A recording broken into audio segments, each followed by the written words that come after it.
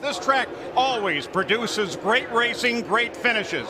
It's vastly similar to the California Speedway, but unlike California Speedway, it's up in the north. It has a freeze and thaw effect. Put some heaves in the track that make it that much more interesting. Paul, there is a little bit of bumps on the track strictly because of that reason, as you mentioned, but the drivers love coming here. The 18-degree banking in the turns allows drivers to drive into the turn, drive very hard, 2 abreast, 3 abreast. Drivers have the confidence to put on a good show here today. Drafting will play a huge part, but make sure you watch the last turn, last lap. I'm sure there'll be a draft for the lead. And as you do that, don't forget that the IRL has had an average finish margin of victory of 0.8 of a second this year.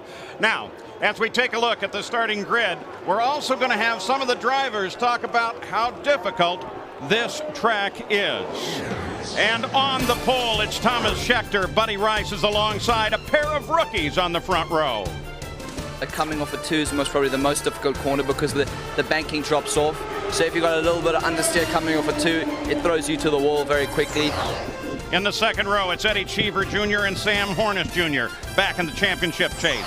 And Mark Dismore and Elio Castroneves are in row 3. Getting your car set up so you can run a high line, a medium line, and a low line. I mean, that's the hard part about this racetrack. Alex Barron and Sarah Fisher make up the 4th row. Toughest part is just trying not to lose the draft. You know, things happen in the corner where somebody will take the front arrow off and you'll have to back off. Eliseo Salazar and Tony Renna in row 5. Renna led 35 laps in his debut at Nashville. Robbie Buell and Felipe Giafoni in row 6. In the 7th row, it's Ayrton Dare and Laurent Redon. The 8th row is Buddy Lazier and Scott Sharp, who won at Nazareth in April. In the 9th row, Gil DeFerrin and Raul Boisel. Back in row number 10, Billy Boat lines up with Ari Landijk, his 12th start at Michigan, but first since '94. In row 11, Richie Hearn and Jeff Ward, the winner at Texas. The 12th row, Greg Ray, part of A.J. Foyt's 3-car team, and George Mack. And in the 13th row alone is Scott Harrington, the '99 IRL Rookie of the Year, his first run this season. Now, we, of course, are going to once again have plenty of onboard cameras and a chance to talk to some of the drivers, Scott Goodyear. Scott Sharp, Scott Goodyear in the booth. 400-mile race today, just 100 miles short of the Indianapolis 500. What's your mindset for today's event? A real similar approach, Scott. You know, you got to really be there at the end to do well. These races have historically had a little bit of attrition in them. I think it's important to just improve the car all day long, stay in the lead lap, maybe try to conserve some fuel in a draft, and really be there for a great run at the end. Well, put on a great show. And Jack Harut up and down pit road, they're talking about Infinity Power. Infinity Power is fast. It builds a lot of horsepower, but Paul, the questions are they reliable? They swept the top 3 positions in qualifying, and Gary Gerald, more importantly, they consume a lot more methanol than their Chevrolet cousins. Jack, it doesn't seem like a lot of difference. 0.2 of a mile per gallon between Chevy and the Infinity. But over 400 miles, that can be huge. It can save a team a full pit stop. So key decisions must be made. Do you run up front and burn more fuel and maybe have to make another stop? Or do you ride in the draft and conserve fuel? Let's go to Vince. Earlier in the show, we talked about 7 different winners already this season. As you go down the list, there are at least a half a dozen other drivers that are considered prime contenders today, including this team, the Red Bull Cheever team with Scheckter and Cheever and Buddy Rice. But don't forget about former Indy 500 winner Buddy Lazier, last year's pole sitter Billy Boat. Laurent Redon has been a factor this year, and Felipe Giafoni, 4th in points, has had a very good season. There are a variety of possibilities as we get ready to go green here today. So as the 25 cars roll, it's 200 laps, 400 miles on this circuit, and possibly, once again, a record finish. Now, don't forget, this is Michigan. This time of year, there are storms in the area. There are again today. They could influence the outcome. Stories that we're watching. Well, Red Bull Cheever Racing, they're the top 3 position. The rookies, there are 15 in the field who have never started here, either in IRL or kart. And, of course, along with the weather, the points fight that continues on. There's our Firestone Winners Cam. It's on board with Alex Barron as a result of his win last week in Nashville. Mark Dismore will carry one for us. Sam Hornish Jr. back in that points fight. Keep an eye on this guy. And Tony Renna, his 2nd week in the car, substituting for Al Unser Jr. And, of course, back in 16th starting position, Scott Sharp. Paul, what a great day this is going to be. Scheckter is so primed right now. A little bit of problem in the team, as we heard earlier on in the show. And I've been in a situation before where positive team environment and negative team environment. Maybe that will drive him just to do it on a great show today. And as he mentioned, lead every lap and be there at victory circle. We'll have to wait and see. There's Sam Hornish Jr., the first Chevy in the field. His 20th consecutive top 10 start, a record for the league. And as you're watching the Red Bull cars, when they come to the line, look there on the pole. Scheckter has some vertical yellow stripes by his intake. That'll help you identify him. Buddy Rice on the outside does not. And on Eddie Cheever's car by the intakes, again, you will see some red vertical stripes. Team Cheever has done that to try and help the identity for the fans, and we thank you for it. So now, they are on turn 4. The Chevrolet Corvette pace car has already started its roll down. Acceleration begins. Field under the control of Thomas Scheckter. And the green is out. They're going at Michigan. Scheckter gets a little surge on the field. Further back, Alex Barron looked down to the inside of Dismore, then gave it up. And Castroneves tries to swing around, and Hornish goes with him. Now on the back straight. Coming up to full speed now. Scheckter, then Elio Castroneves. Ain't quite live. Look at 3 wide. Wisely, Buddy Rice decided I'll stay low. See what's going to come up on me. That's a good strategy. Paul, they always talk about the start of the race and restarts always being the most dangerous time for a race driver. But already these guys are going 215 miles an hour, 6 inches away from each other. These guys have been sitting around all day. It's amazing to see how fast they can get the concentration going at the start of a race. Buddy Rice goes side by side with Hornish, and in doing so maintains his 3rd position. Felipe Giafone moved up 6 positions from 12th to 6th in just 1 lap.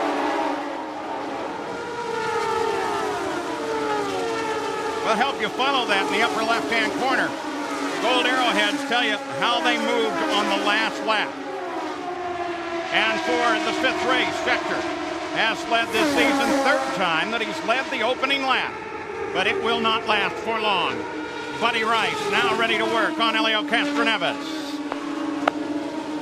Probably no team orders here, Paul. We talked about some of that stuff at the beginning of the show, how Thomas wants to go out and just lead. And right now, Buddy Rice wants to make a move for the lead. He wants to prove that he deserves a ride on this team. How wise is that, though? First race, new guy. Well, a lot of ambition right now for Buddy Rice. Wants to stay there for the remainder of the year. They know they're looking at drivers for next year. He wants to get out there and pass Thomas and make his mark. Front 4 tightly bunched. Buddy Rice works the inside of Castroneves.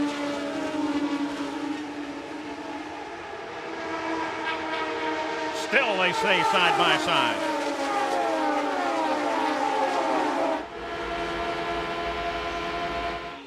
And as you suggested, speeds are coming up.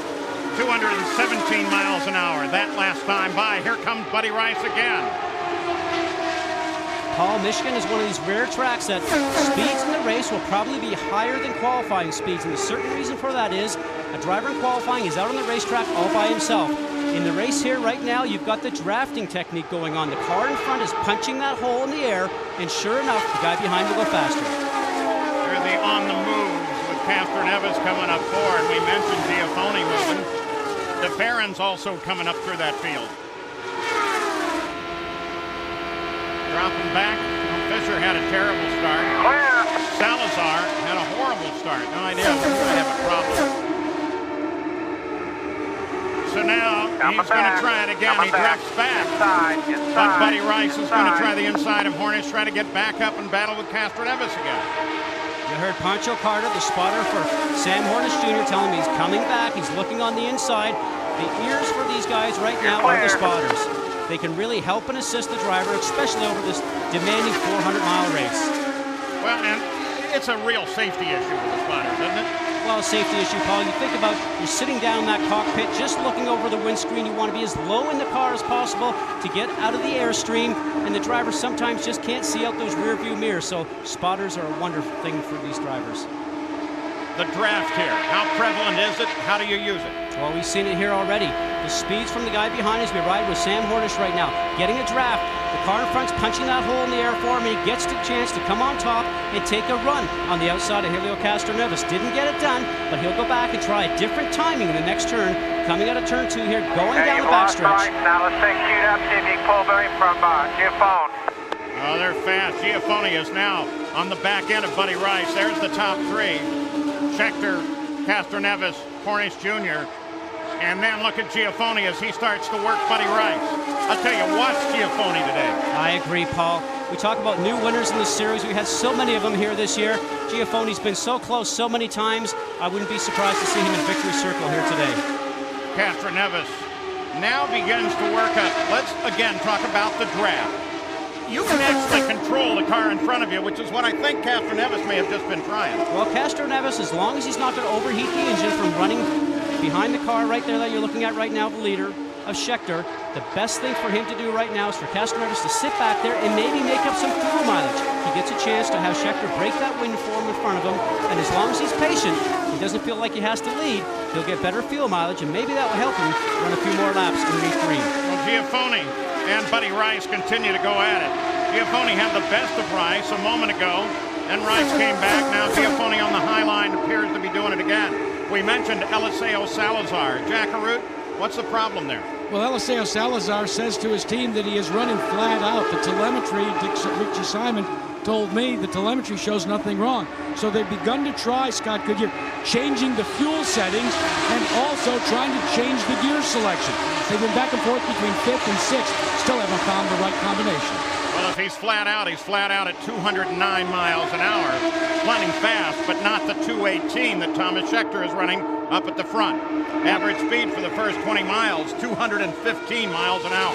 And Paul, we heard from Jack about the situation with Eliseo Salazar. Sometimes what happens is there's a throttle position sensor on the car. It's a TPS switch, and sometimes it goes bad. It could show that he's flat out, but the motor's not recognizing it and not giving him the horsepower. Looking at the top 5, as Rice continues to go wheel to wheel with Felipe Giafone. He's getting a major lesson right now in running these cars. Oh, we talked about how fun this track is, and as a driver, I can tell you from past, just a lot of fun. You go into the turn, you know somebody's going to be high, somebody's going to be low. If you get them, you know they're going to be back at you next lap. Scheckter, Castroneves, Hornish, the top 3 at the Michigan Indy 400.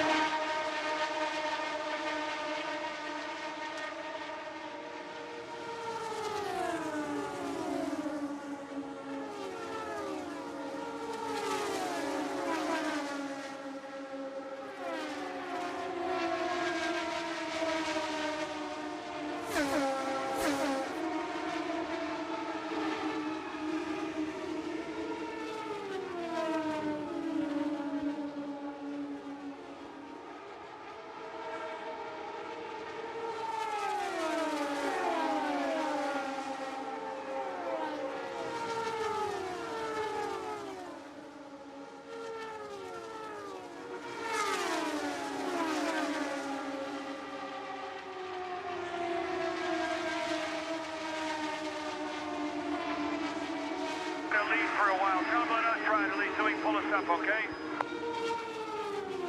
Repeat. No, I was telling Pete Twain to tell.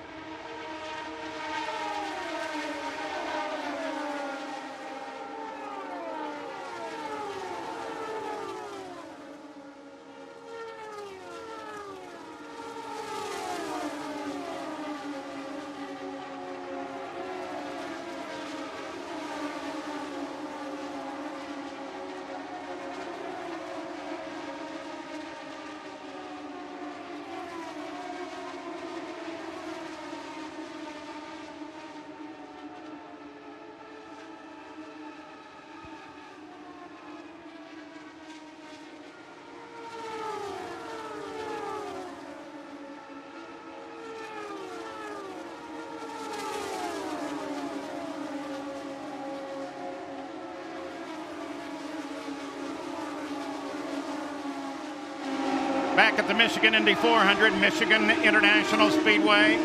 Orders the same. Scheckter, Castroneves, Hornish, the top 3. Rice and Giafone, well, they continue to work with one another. And the rest of the field begins to reel in a little bit, led by Eddie Cheever. who is still a couple hundred yards separated from the back of Giafoni's car, but he's slowly pulling them in. There's the front of the field. Scheckter and Helio Castroneves. A moment ago, we heard a call, sounded like Tim Cindric, talking to Helio Castroneves, saying, just let him run up there. We'll sit here for a while. Well, some Penske strategy, Paul. Let Scheckter run up front. He's going to use a lot more fuel running up front, breaking the hole in the air, like we talked about before. And sure enough, Penske's probably getting a great fuel number right now. And the key issue here, you have to recall, is that if there's a yellow flag situation and you've had to pit under green before the yellow comes out, you have a chance of losing a lap when you do pit underneath green. If the fuel mileage is good and you just have to be out in the track when the yellow comes out, you pit underneath yellow, and sure enough, that's what the drivers are all looking for. Gary Gerald, you've been keeping a track of Team Penske. Yeah, that was Tim Cindric, and they're very content to let Castroneves and his teammate further back, DeFerrin, to ride in that draft. They're just trying to see how comfortable they are, how close they can get. Paul, it was interesting. I talked with Helio and DeFerrin about the difference, keeping in mind that this is the first time for them to run IRL cars at Michigan, but they have vast experience in the kart series here. And they said with the Hanford device in the kart cars, the draft was much more significant. You felt the impact much further back. But here, it's a very stable ride in the IRL car, and you can pull up literally almost to the wing of the man in front of you, and the car will not be disturbed. So a big difference, but they're rookies at this racetrack in these machines. Clear. Team Kelly's car goes side by side in a battle for 10th. Sharp finally pulls away from Renna.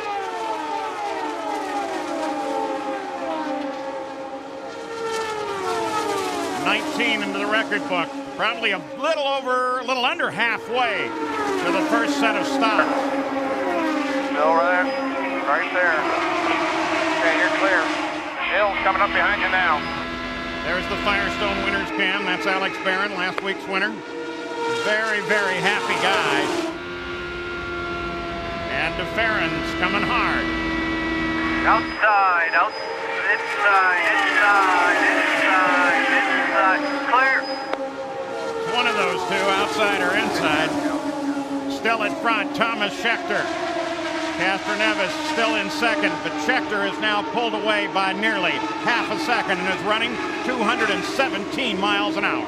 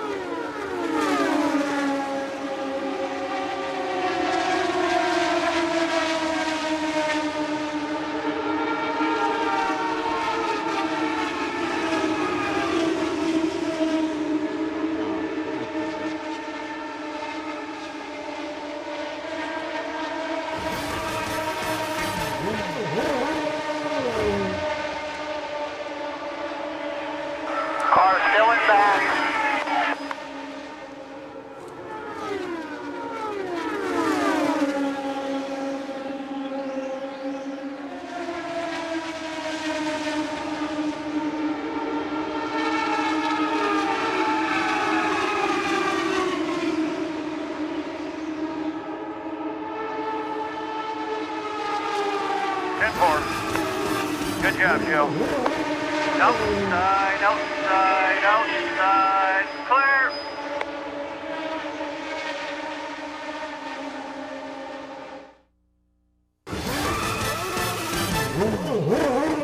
Well, the fastest lap turn thus far has been by this guy, Thomas Scheckter. 218 miles an hour. He still leads and continues to pull away from second place Helio Castroneves. Now, Helio Castroneves' teammate, as we watch from Sam Hornish's view at Castroneves, his teammate Jill DeFerrin has been working his way forward and bringing a whole group with him. Still there.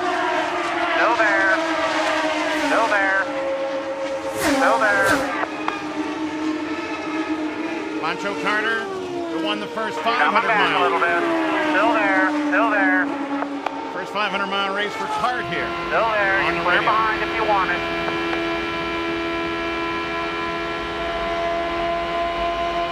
Firestone telemetry for you, Scott. You can see the speed, Paul, 218, going towards 220 miles an hour to the turns. that 97%, that's full throttle basically on these cars. And look at the G's, up to 3 G's. The driver's going to be doing that every lap for 400 miles. But also some negative G. Negative G's. Coming back a little bit. What that is, Paul, is that when you come off the turn, the car wants to go towards the infield. So then you steer the car straight, and you see that negative number coming up on the screen. It's not like negative G in an aircraft. It just means you're being pulled the other way. There's basically a positive and a negative that we're seeing on the graph. Look at Felipe Giafone. Once he separated from Buddy Rice, now he's on top of this group. Giafone currently fourth. Still there, he's still there. At Michigan International Speedway, it's the Indy Racing League, the Michigan Indy 400.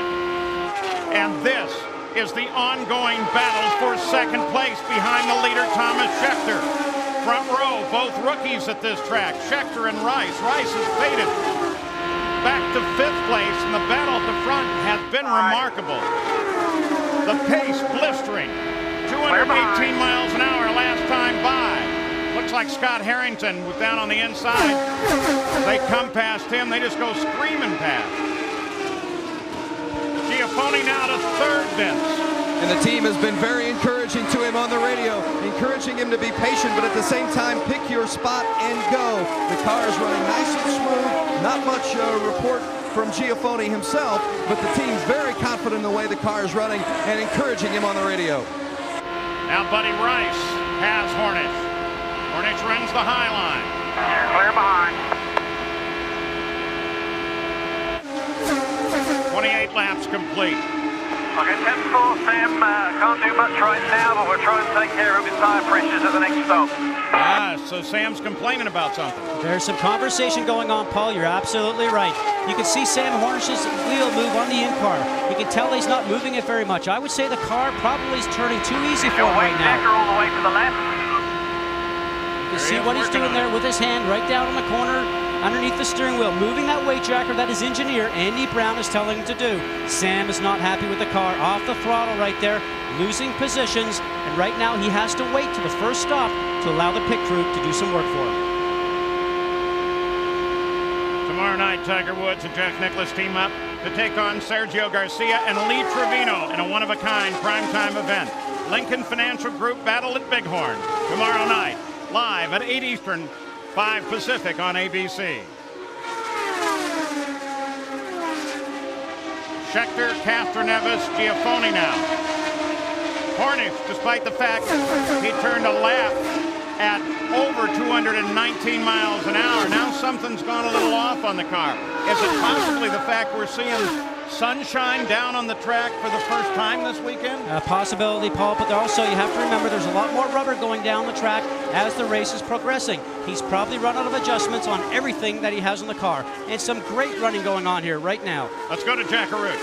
Well, in about 8 laps, the leader, Thomas Scheckter, will be pitting, and it'll be the first real test of the day. Why? He has Greg Beck in a replacement crew. His regular crew is servicing Buddy Rice, so this is Greg Beck, who piloted Billy Boat to 4th in the IRL standings. They're coming in 7 laps, guys. All in all, it's really a trying weekend for Thomas Scheckter. His racing hero is the guy who has been most angry with him this week. Well, Paul, that might change actually after this last week. We might have a rewrite on that, but he certainly had a tough week, and I can tell you that without a doubt, he's a fast guy, 21, 22 years old. When you're that young, I don't know if anything really bothers you. And his life this week might have been a topic for the Jerry Springer Show, his favorite television show. So Scheckter now out 3 seconds ahead of the second place, now Buddy Rice. Remember, we told you we were going to follow Red Bull Racing. They started together on the front row. Now they're back to those same relative positions, with the exception of Eddie Cheever. Eddie Cheever has slowly gone backwards, and Cheever's sitting back in 10th place right now. Interesting to note, Paul, if you looked at the grid right now as we watch Eddie Cheever, that Eddie got qualified by both his young proteges. They out-qualified him on the grid. The same thing happened with the Dreyer Reinbold team with Robbie Buell. Sarah Fisher out-qualified her. Same thing with Kelly Racing. Tony Renna out-qualified Scott Sharp. So the young guys are certainly coming into the sport. So Cheever now back to 11. Scheckter, Rice, Castroneves. That's the front. And we begin to approach the first stop. Stops are going to be critical because, as mentioned, Infinity makes more power, has a nice torquey power range, but it also uses more fuel. And we heard that he was going to come in somewhere around 37, 38. Now, Paul, I got to tell you, that's on the lower end of the scale. Most of these drivers would like to get somewhere over 40. Well, and if they're going to have a really good race, the Infinities need to go further than that. To make it a good set of stops, they need to get all the way up to the 52nd lap.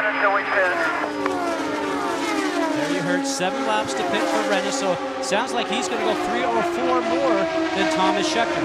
The point that we talked about before is that the key issue is that if the first stops are started and a yellow comes out, the problem is those guys might lose a lap.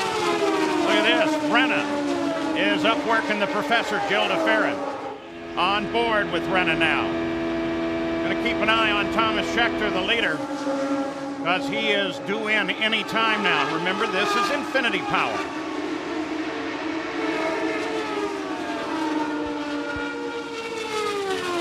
Thomas with his teammate Buddy Rice behind him by 2.5 seconds.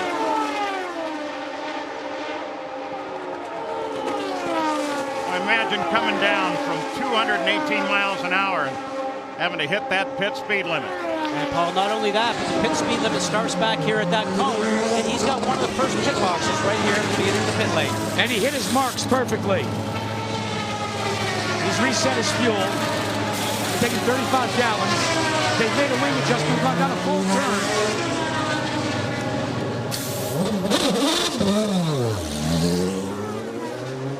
14-1 we see up here, Jack. That might be a little longer. Now, don't forget, this crew's been brought in. They haven't been actually out on the racetrack doing this thing for about a year or so. They are not laid out to stop stops yet, will Sam. probably get a little quicker as the race goes on. Here comes Sam Hornish. Your pit lane speed limiter. Reminder to slow down. 0 fuel halfway down, Sammy. Use the pit speed limiter. And so the first round of stops now beginning for everybody. We've been green flag to this point. While we're watching Sam Hornish's crew in action here for Barnes Panther Racing, major wing change by Kevin Blanche on front, water bottle thrown away. Now the fuel comes out. He may have stalled the car. He has. Now they refire. Revs up. Clutch engage. That was close to a 19-second stop with that glitch. Here's Buddy Rice. And Buddy Rice missed his marks on the backside, but the crew went to work and they managed to get him straightened away enough so that they get the fuel hose connected. He's off the way completing his first ever IRL pit stop. And so far, Castroneves has remained out, and in doing so, takes over the lead of the race. Long stop for Scheckter, but they were very, very careful. Here comes DeFerrin on the pit road. They say his teammates, the leader, good stop here, guys. Okay. will be in next time. 9. We can come in shallow. 4, 3, 2, 1, shallow. Nice and easy here now. You heard the command from Penske, you can come in shallow. That meant that the pit behind him was vacated of Castroneves. Castroneves will be in on the next lap as they service Jill DeFerrin, his teammate. Already down off the jacks. There goes DeFerrin, and Castroneves is coming. Guys, pass him.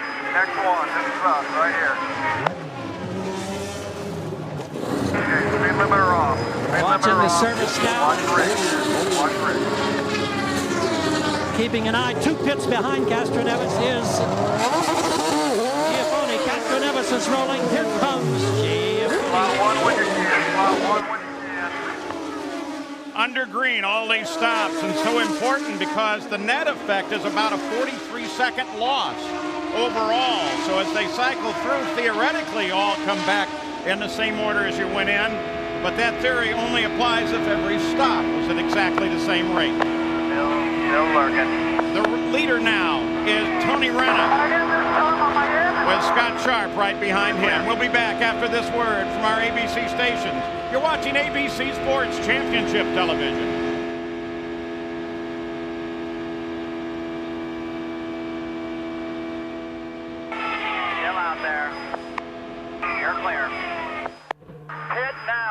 now. Do you want any changes? Clear all around. Clear all around. Look for Robert. Look for Robert. 5, 4, 3, 2, 1. Nice, easy. Hold the brake. Hold the brake. Reset fuel. Reset fuel. Hold the brake. Hold it. Hold it. Hold it. Hold it. Hold it. Hold it.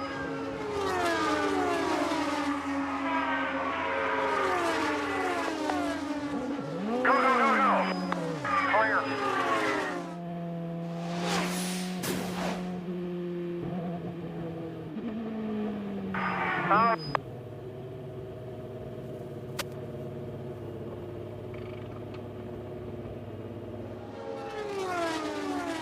Alright.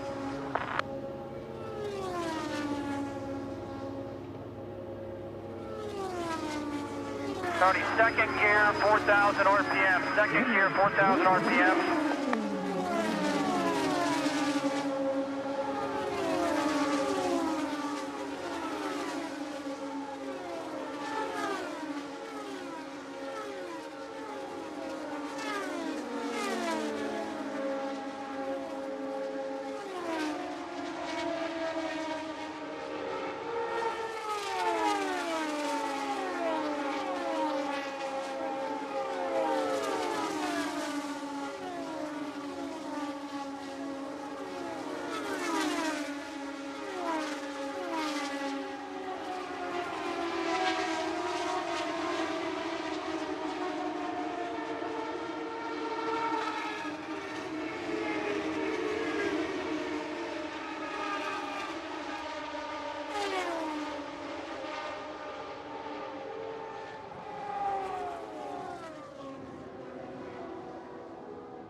Pull out, pace car, you got your...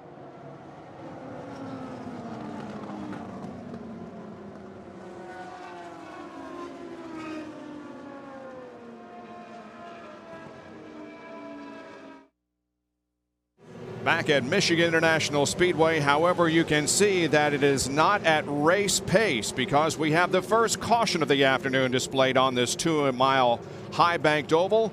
It is because of debris on the backstretch. You're looking at the leader, Thomas Schechter, and this caution really comes at a good time because pit stops have just occurred. This Wide World of Sports update brought to you by Mobile One. Nothing outperforms Mobile One. Here now, Bob Jenkins. And we'll get back to racing here in Michigan in just a moment. This was not the only activity on this racetrack this weekend. Earlier today, the third race of the Infinity Pro Series took place. Ari Luyendyk Jr. on the pole. Some great racing involving Luyendyk Jr., A.J. Foyt the fourth, Ed Carpenter, and Aaron Fike. The draft definitely played a factor in this event, but it rained, bringing out the checkered and the red flag at the same time, shortening the event. A.J. Foyt the fourth wins his second out of 3 Infinity Pro Series events this year. Finishing in second position was the pole sitter, Ari Luyendyk Jr., followed by Ed Carpenter, Aaron Fike, and Ronnie John Cox. At the German Grand Prix today, Michael Schumacher wins in his home country with Juan Pablo Montoya finishing in second spot. The U.S. Formula One Grand Prix will be televised on ABC Championship Television Sunday, September 29th. That will be live at 1 o'clock Eastern, 10 a.m. Pacific time. And one other bit of news, you may have heard about it this past week. Michael Andretti has bought Team Green. No word right now on which series that team will compete in 2003. The caution is on here in Michigan for debris. Back in a moment. Yeah, go ahead. We got another lap or two. That's fine.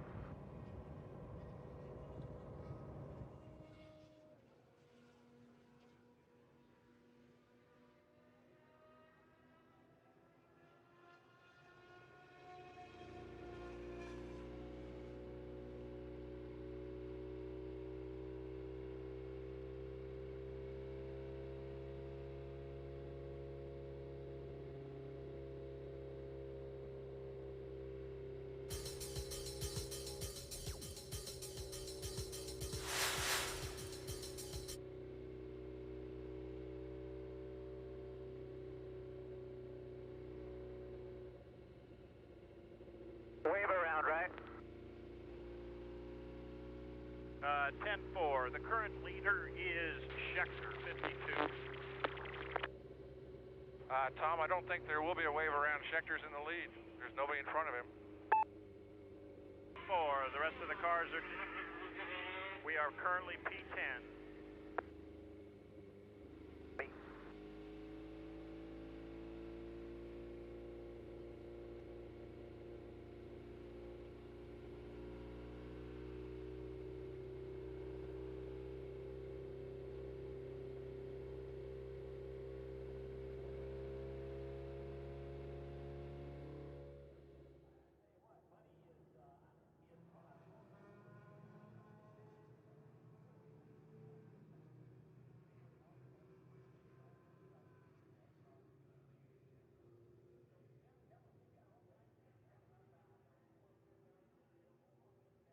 In just a little over a lap, we will go back to racing here at Michigan. There is last week's winner at Nashville, Alex Barron. Scott?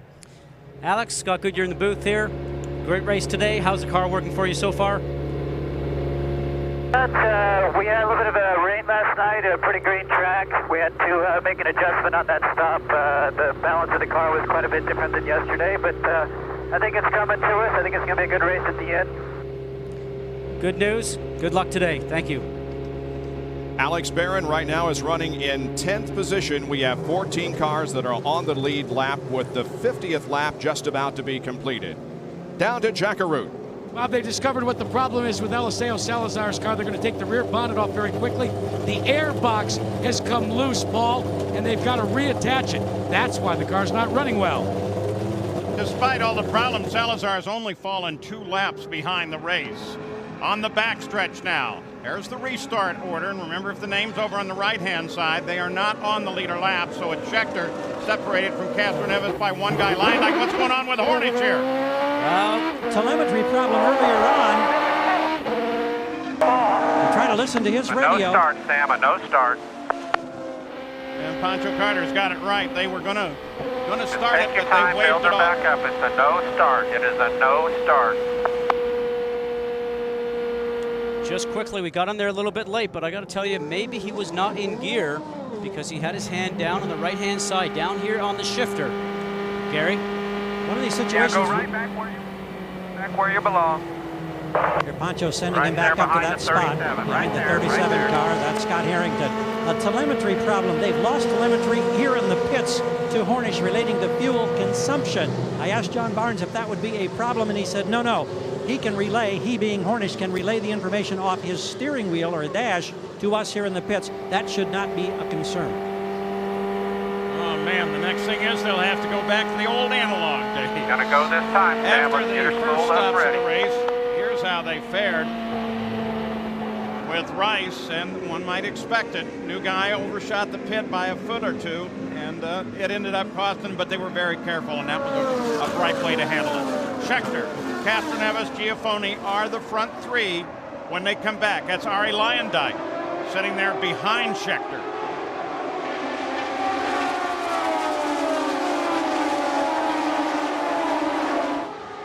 Green flag flies over Michigan, and they're back racing again. 52nd lap.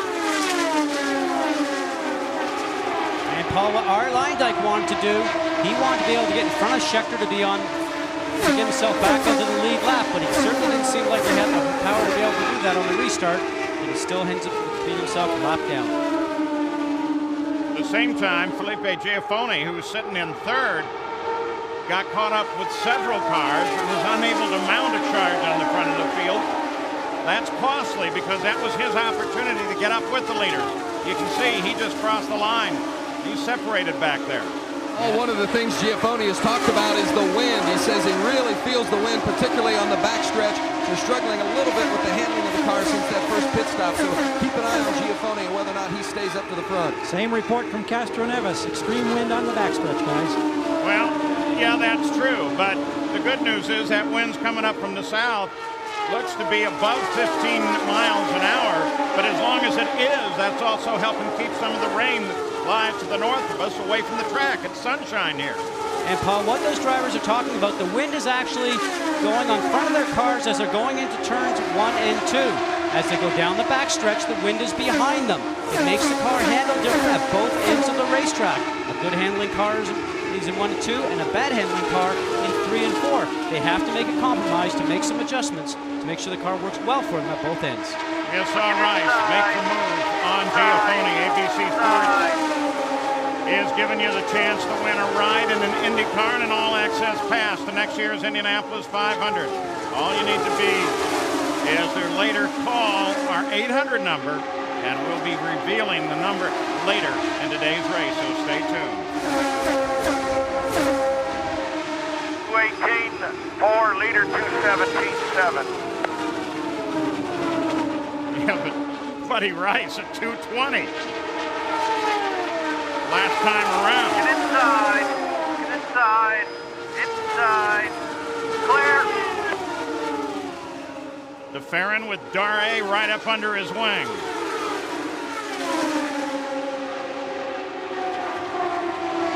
Scheckter still the leader. He's got almost 2 seconds over second place.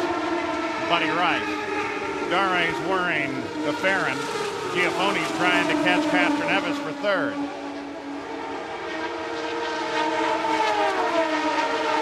Dare looks low.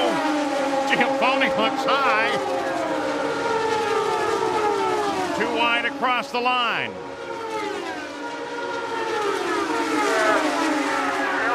And Giafone resolves it.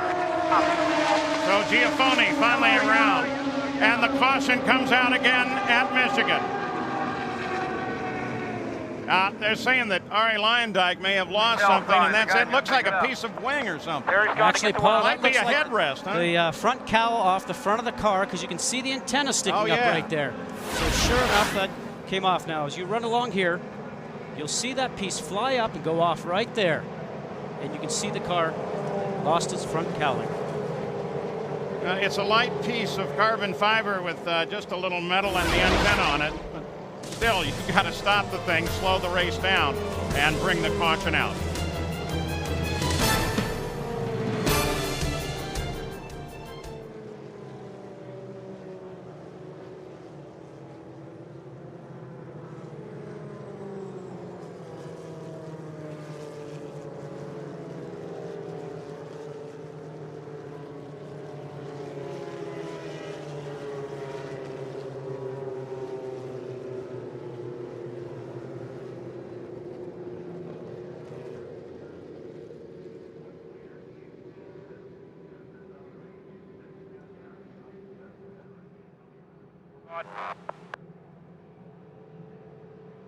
Okay, well, what's the choice?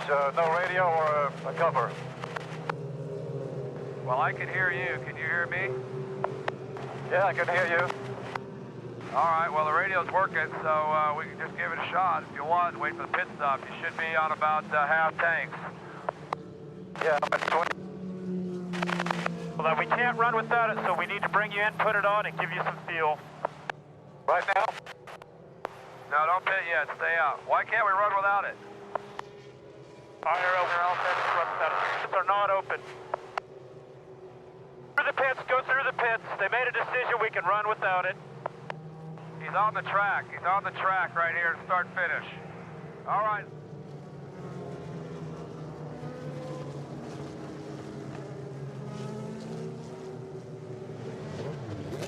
Back in Michigan International, where the caution remains on because the front cowling on Arie Luyendyk's car blew off. This is Gilles DeFerrin, who is making a pit stop and relinquishing the 7th position. Thomas Scheckter is still the leader. Two-time defending champion Venus Williams looks to make it 3 in a row at the Acura Classic. She takes on a tough field, including Monica Seles, Jennifer Capriati, and Lindsay Davenport. Catch the final of the 2002 Acura Classic next Sunday, live at 4 Eastern, 1 Pacific, on ABC Sports Championship Television. Paul, there will go green and a half a lap. Yeah, and Jack Harut just reported that Arie Luyendyk said without that piece on the car, it's a lot cooler in the cockpit. So if we can, let's leave it off of there. It's Team Cheever, Red Bull, at the front of the field as we come back to green. Scheckter and Rice running 1-2. Giafone third, Castroneves fourth. There was some conversation as to whether or not they could leave that cowling piece off the car, and race control said, yeah, we could leave that off. Well, the question, Paul, on that is whether or not it disturbs the car aerodynamically, because the wind comes up over the front of the car and goes towards the rear to the rear wing. They made a decision to stay out and to give it a shot. Jackaroo. Well, Paul, I can answer Scott's question. According to Arie Luyendyk, as we watched this battle between Sam Hornish Jr. and Scott Sharp, he said it has not affected the handling at all. That's why they elected to wait until their pit stop to come up in about 20 laps. You can see the progress there of Sam Hornish Jr. as he dropped back to 7th with that pass on Scott Sharp. It brought him back up into 6th place. Gary Gerald. Roger Penske apparently electing to split the strategy on his teams. That's why they brought McLaren in. No problems that we understand from the crew. Meanwhile, you had that question about what happened to Sam Hornish on the back straightaway on the last restart.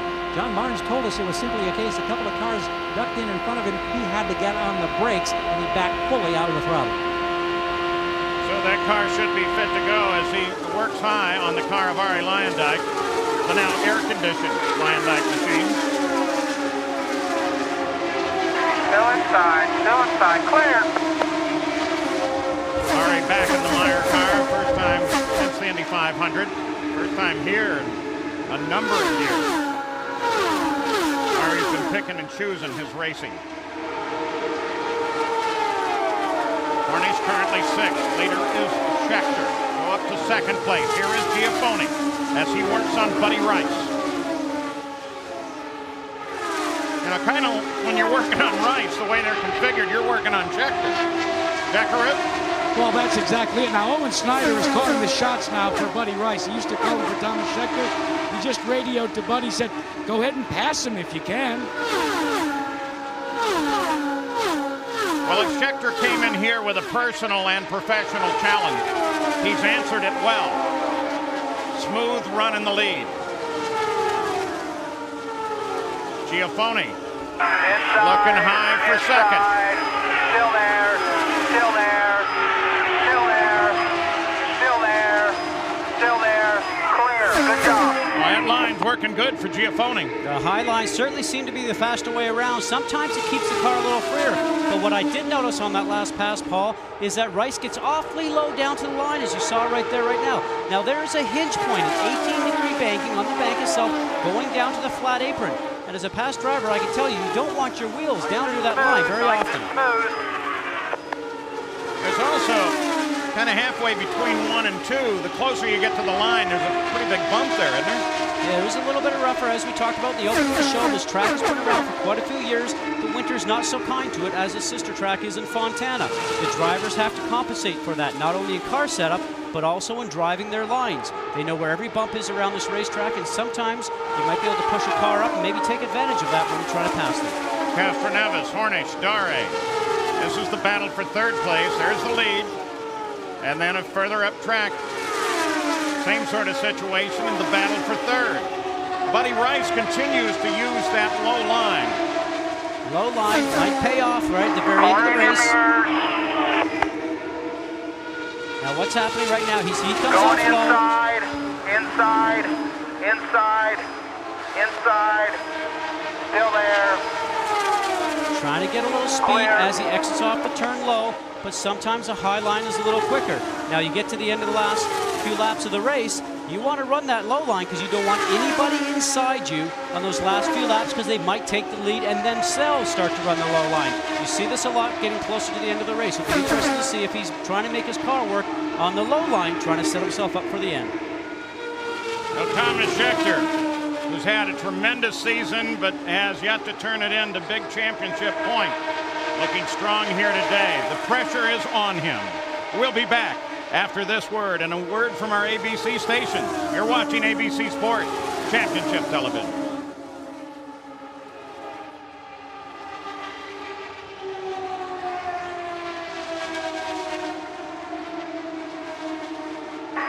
Car still in back.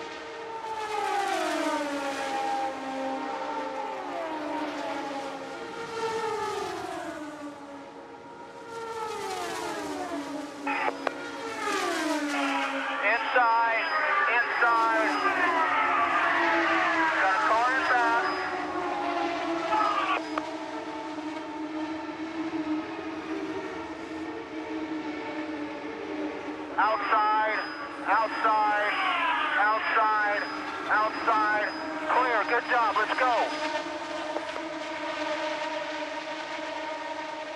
Nice job, nice and smooth, nice and smooth. Outside, outside, outside, outside, corner back, looking inside, inside, inside, still there, still there, still there, still there, still there, still inside, still there, you're all clear and back.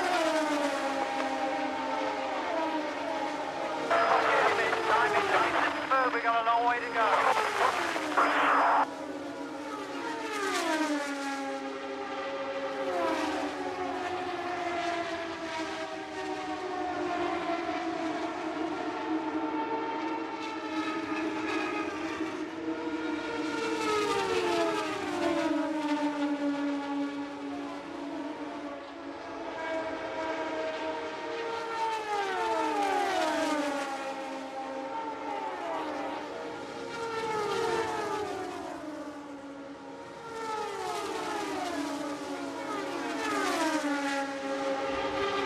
They're burning up the track at the Michigan Indy 400, the Indy Racing lead. Laps generally at above 218 miles an hour. Thomas Scheckter, the pole sitter, is the leader. Though Felipe Giafoni for a moment poked his nose up in front and paid for it. Fell all the way back to third again. That's Buddy Rice in second. And all three in the front are drivers looking for their first career win. So that's kind of been the tone of the Indy Racing League this season. We're seeing it again here at Michigan. Watching Hornish, who sits high, running now side by side with Dare for fifth, Jack Arute. Well, some of the issues with the new crew chief and the crew members is when to pit. Thomas Schecter's crew, along with Greg Beck, they've been huddled with the engineer. They are going to pit in 4 laps. This is what Thomas Scheckter does not like, however, because, as he told us, he wants to lead every lap. Well, Thomas, sooner or later, you're going to put more fuel and tires on it, just the way it is. Scott, I'm wondering, we saw the strategy split by Gilles de Ferran, who came in out of sequence on the 58th lap. Everybody else about the 40th, 41st. If you were one of the Infinity cars, especially a 3-car team like Eddie Cheever's team is, wouldn't you have stopped one of them out of order too? Well, Paul, they got both those drivers up the front right now. Scheckter and Rice are running strong. If anybody was to do it, you would have to think that maybe Cheever would come in because he doesn't seem to be running that strong. I think that's what Penske looked at. Castroneves is running strong, has the ability to run up front with the lead group. Gilles de Ferran did not look like he had that, so maybe he's taking a chance here. They'll be off a sequence in their fuel stop, but they might just catch the yellows right and find themselves in the right place at the end of the race. Watching Tony Renna work the high line there. Dare down low. Renna's teammate Scott Sharp ahead. Clear. Vince Welch. Felipe Giafoni, as you noted, Paul, had slipped back after initially taking the lead, but the team radioed in and said, just time it nice and smooth. We have a long way to go. Don't worry about slipping back. Just stay with these guys because you are doing fine chasing the Infinity. So the team not uncomfortable with Giafoni's third-place position whatsoever. Average speed now with 2 yellows and a green flag stop up at 186.9 miles an hour. Felipe Giafoni looking for his first win. This may become his favorite racetrack. Usually a case in point, I can tell you. When I first won here, it became my favorite racetrack, and the winner today will probably put that on his roster also. There's got to be something special about that first win.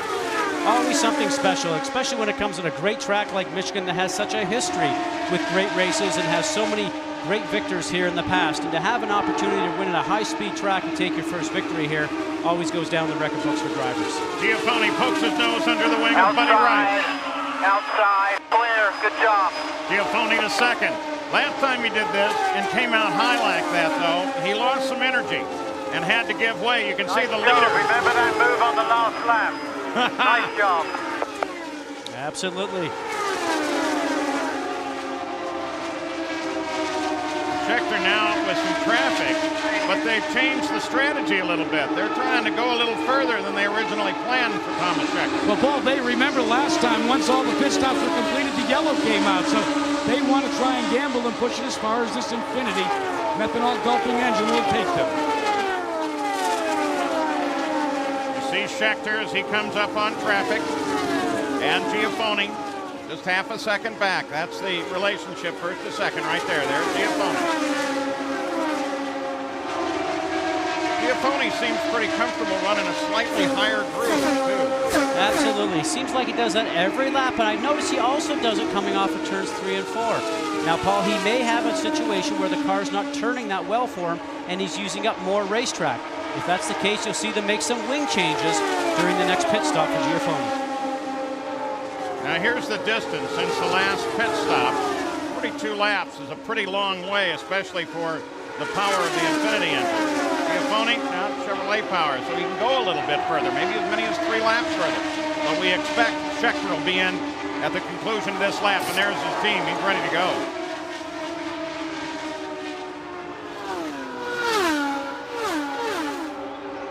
Also part of that points battle, Sam Hornish Jr. He's currently in 5th behind Catherine Evis, and they expect him in 3 laps. I'd say probably Catherine Evis about that time as well. So leader in. Paul, there is a steely-eyed determination on the face of Thomas Schechter. He rests in the car, he's resetted the fuel meter. This ragtag crew has gone to work. Problems on the right rear, but they do get it done in time before the 35 gallons of ethanol are out. He's out of the way in 13.7 seconds, a marked improvement over the first pit stop. See him come out and give the thumbs up as Thomas Schechter heads out. Now Giafone stayed out. That's Mark Dismore coming out behind Schechter. Giafone stayed out. You expect that he can. And in the meantime, Hornish continues to work on Catherine Evis. This is now a battle for 3rd. Outside, still out there, still out there. Got another one following him. Now, as Hornish is trying to get past those cars in front of him, on his left-hand side of the screen right there was Schechter. Clear inside. Now you see Sam raising his hand. He's off the throttle. He's telling the guys behind him, I'm pitting this time. Don't run into the back of me. Hornish down off the back. Speed limiter, Sammy. Yeah, he might be a little gun shy after getting run over on that yellow last week. Let's make sure everybody knows where he's going. One more like that will put taillights on the car. Do not leave until Rocket lets you leave. Now you heard, do not leave until Rocket lets you leave. That's the right front man. Last pit stop, Sam tried to leave too soon, but the fuel was still connected to the car. That's why he ended up installing the car. He recorded, guys, that the car got a little bit loose in traffic. He'd been making an adjustment on the sway bars. No aerodynamic changes thus far. Much better stop. This time right at about 13 seconds, 12.8. Actually, a little slower than what that team is used to. You saw Kevin Blanche, the right front tire guy, tried to put the wheel on, but the car had actually already started to come down off the jacks before he was finished. Probably 2 seconds longer than they could have done. Interval stretches out between first place and second place. Giafone and Rice. Rice would be expected on the pit road, and he makes that turn down now with 84 complete. Catherine Evis stayed out as well, and they expect him to stay out another lap or so. Now let's see if Buddy Rice hits his marks. He locks it up about a foot before, but slides right in nicely. This is the crew that normally would be working for Thomas Schechter. They're fast and they are efficient, but they are getting ready in case Rice stalls the car. You can tell how important he is off and away in 13.0 seconds. Still watching for Felipe Giafone. Coming into the Morris Nunn pit. KG, 1 lap. Keep pushing. Good job. Right there is your leader. Second place is Elio Castroneves. You heard Morris Nunn talking to his driver, Felipe Giafone, the 21 car, the Hollywood machine. Scott Sharp has moved up into 3rd place, but he too will have to stop, as will his teammate, Tony Renna, who currently runs in 4th.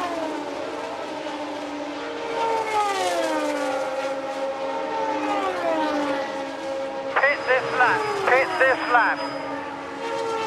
Be careful as you come in, because Blair, they may be in. Keep pushing. The voice is Peter Perrin, who's managing the team here. He's looking for... Go to mixture 2. Go to mixture 2. Looking for his first win in an IndyCar since 1991 with Ari Landike. Perrin also engineered a couple of Rick Mears' best victories.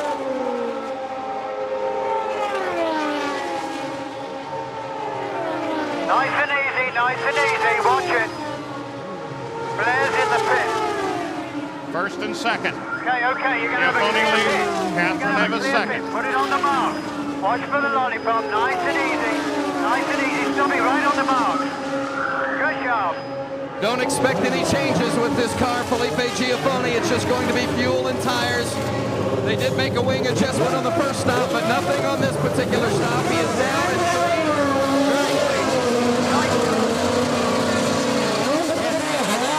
Fuel incomplete for Castro Neves, but he was a couple of beats behind Giafone. On the clocks, identical stops virtually, only a tenth of a second difference. And we may have an X factor, Paul Page, because also pitting with all those Chevrolets, the Infinity of Eddie Cheever Jr. He's gone 7 laps farther than any of the other Infinity power plants. Yeah, that was pretty good. He went to the 88th lap. Now this man, Scott Sharp, the Delphi car, is the leader. His teammate, Renna, right behind him. They are yet due to stop.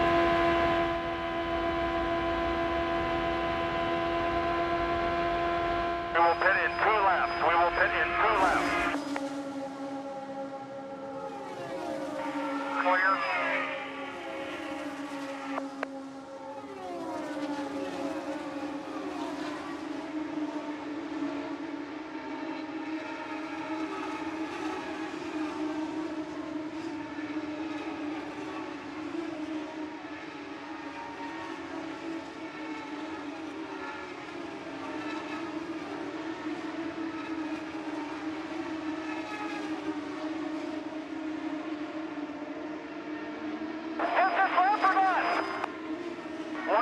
One more lap.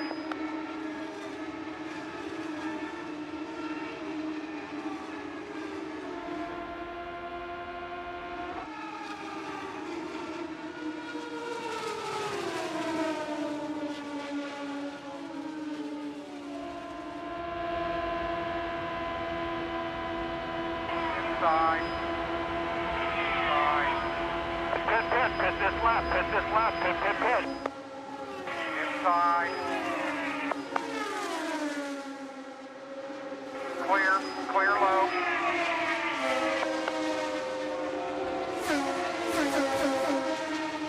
Pit. 10-4 pitting. 10-4, like speed.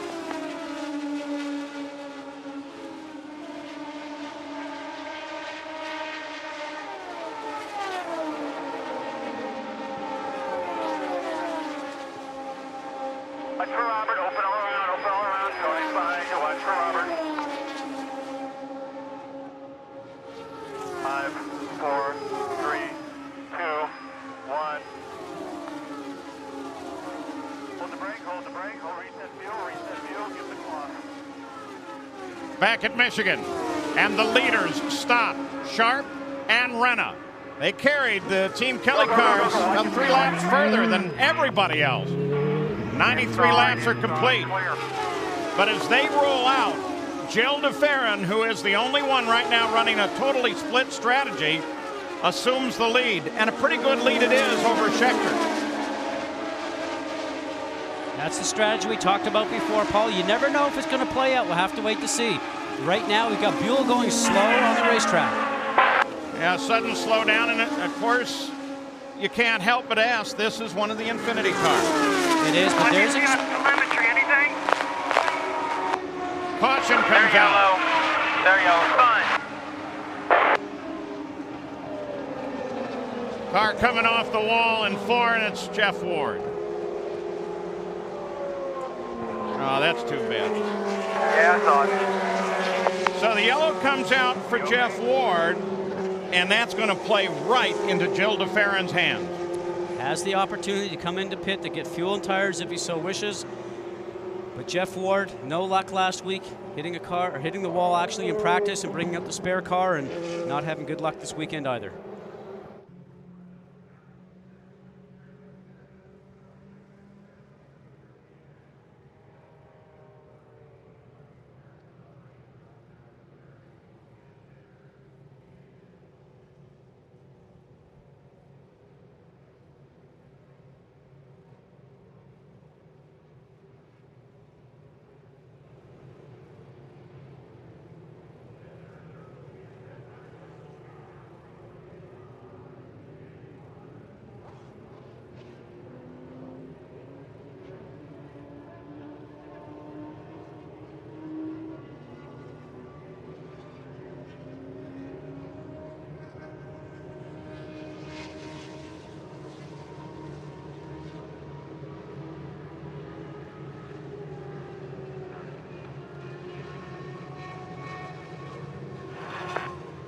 10-4.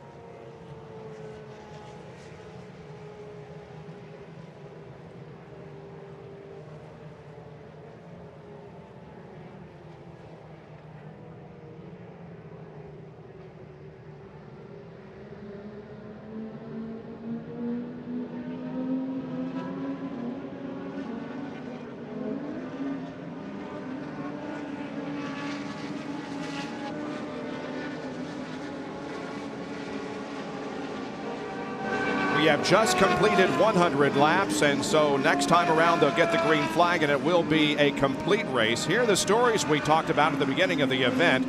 The only one of the Red Bull Cheever Racing entries outside of the top 10 is Cheever himself in 13th. Scheckter is the leader of the race, and there you see the running positions of the top 3 in the point standings. Scott? And we'll be going an extra lap, by the way, before green. So Scott will try to talk with Scott Sharp, who's running 4th. Hey, Scott Sharp, Scott Goodyear in the booth. How's the track starting to work out there? Multiple grooves, and how's your car handling? Yeah, the grooves are great, Scott. You know, you've been at least 3 abreast. This is just a great place for the IRL cars to run at. Delphi team's gonna be a great car. You named it, we changed it last night, and really the car's good.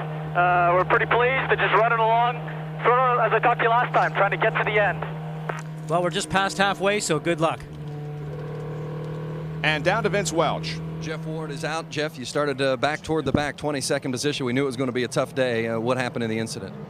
Yeah, just, you know, we were trying to make up some time, and we just weren't pulling the gear very well out there and kind of dropping back. And just came out of the pits, tried to make up as much time as possible, and just was going flat out the first lap, and it seemed like it just bottomed up out in the high line. I was running up there all day, and it just took off. And Target Chip Ganassi guys done a great job. Just unfortunately, we've had some bad luck these last few weeks. Bob Jenkins? All right, well, we noticed that the only Red Bull car out of the top 10 was the boss, Cheever. But, Jack, is there strategy involved there? Well, we think there is. We asked Dick Kerr, and he says it's just because we're slow that we've gotten 7 more laps. But then they radioed to Eddie Cheever, and Cheever said, hey, do you think I can still pull this off with what we're planning? And they radioed back, Paul. Yeah, we do. So I think they're lying to us a little bit about his slowness. Ah, Jack, how can you say that? Get ready to go green. It'll be Scheckter, Giafone, Rice, the top 3 as they come back to the green flag. That's Scott Sharp sitting back there in 4th. Jill DeFerrin did stop under this yellow. And then Tony Renna. Green flag's out. They're back racing again at Michigan. Got a car in back.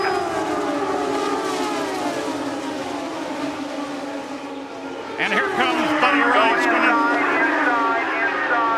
Going to try Giafone again, but he's trying to work that low line. It may be more of his road racing coming up.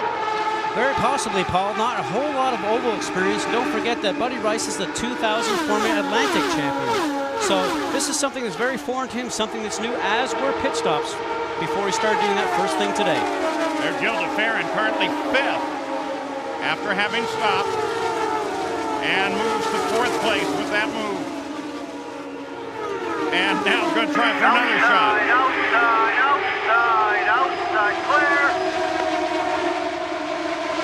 Jeff Ward, by the way, the concern obviously every time you come out of the pits on fresh tires, you're not careful, it'll get you. You'll notice too that the noses on these cars all look very high. They are jacked up in the air. Absolutely they are, Paul, because what all these teams try to do is to raise the front of the car to help the rear wing get itself out of the airstream. The big rear wing on these cars is drag, and drag slows the cars down. So certainly what ends up happening is that if you get the front of the nose car up, and you can really put the car, as you can see right here with Gilles de Ferran, right here, the front area is really high off the ground, almost double than what it is in the rear. It really helps the car get through the air. Buddy Rice and Gilles de Ferran side by side for third. You know, Buddy can make that low line work pretty well. Well, he's not only doing that, but just let him go. Just try to catch him.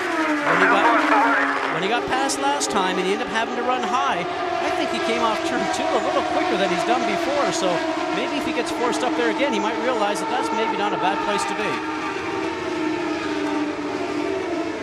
Scheckter with Giafone working him. Right. Paul, your leader is not concerned about Giafone as much as he is about the 4th place man, Gilles de Ferran. They've been huddled. They realize that he's been a little bit out of sequence and showing a lot of speed. They're more concerned about the red and white Marlboro car. Yeah, that's probably well placed, but here comes a Panther. Hornet taking a move on Sharp, goes on the high side. You're clear behind now. That's Billy Boat, the curb car, but he's a lap down. He gives way to Hornet. Some great 3 abreast racing through that D-shaped trioval. Scott Sharp with his teammate Renna plastered to the back end as Sharp takes them both through traffic. And then Castroneves. At the front, Giafone says it's time to try it. Still there. Still there. You got a car in back. You heard the word. He got a car in back. Run on you right back. With those guys running side by side, Paul, what happens is he punches a big hole in the air. And the guy to take advantage of that is de Ferran. Yeah, de Ferran just nicely tucked back in there. Taking advantage of both of them. And it does give Scheckter a bit of a chance to pull away, though it does put Rice back into second. Don't forget to log on to ESPN.com, keyword ABC IRL, to check out our new Speedcast real-time race results and the IRL Challenge Fantasy game. Long look down the back stretch. They turn into 3 and 4.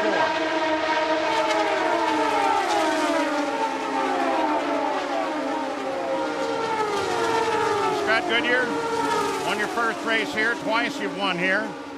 Giafone goes to worry on Rice a little bit. What do you think about Cheever sitting back there, ostensibly saving fuel? Is that a game? Well, he brought himself up from being a lap down, so right now he finds himself in 11th spot. And maybe he actually is playing this correctly, but I'm not sure that he has the speed because he certainly fell back at the beginning of the race. So maybe he's actually playing the right strategy here. Run a little bit slower, use a high gear, use less fuel, and maybe he will time it right at the very end of the race. Currently just loping along in 11th. But of course, doing that, he'd be saving the fuel.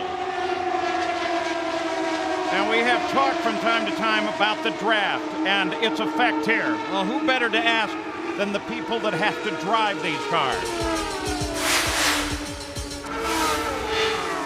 Drafting is going to play a huge role here. You know, you're going to have to draft in order to make passes. You're going to have to draft to stay in the lead pack. You're going to have to draft to win. You don't really work together with somebody here. I mean, you use his draft to get by him, and then you try and pick up the draft of the guy in front of him. I think that's all it's going to be. It's just going to be one big draft. If somebody gaps you like the lead pack, you're going to be in trouble. You can't make that up. Track position is not going to be as important, you know, on a start, on a restart. It's going to be all about how well we draft, how well drivers are willing to work with each other, not let the cars that are out front, you know, get away. I think in a lot of respects, you might be better off to be the guy drafting than the guy leading because you're going to get better mileage. It's easier on the equipment. Sometimes you don't have the fastest car, but if your car handling very well behind those cars, he might be the winner. Scheckter's still the leader. He's led 86 laps today, 407 for the season. Man with something to prove. We're going to go back in the field, actually back to 6th place. You're on board Renna. Behind him is Castroneves. In front of him is his teammate Sharp. Sharp is currently 6th.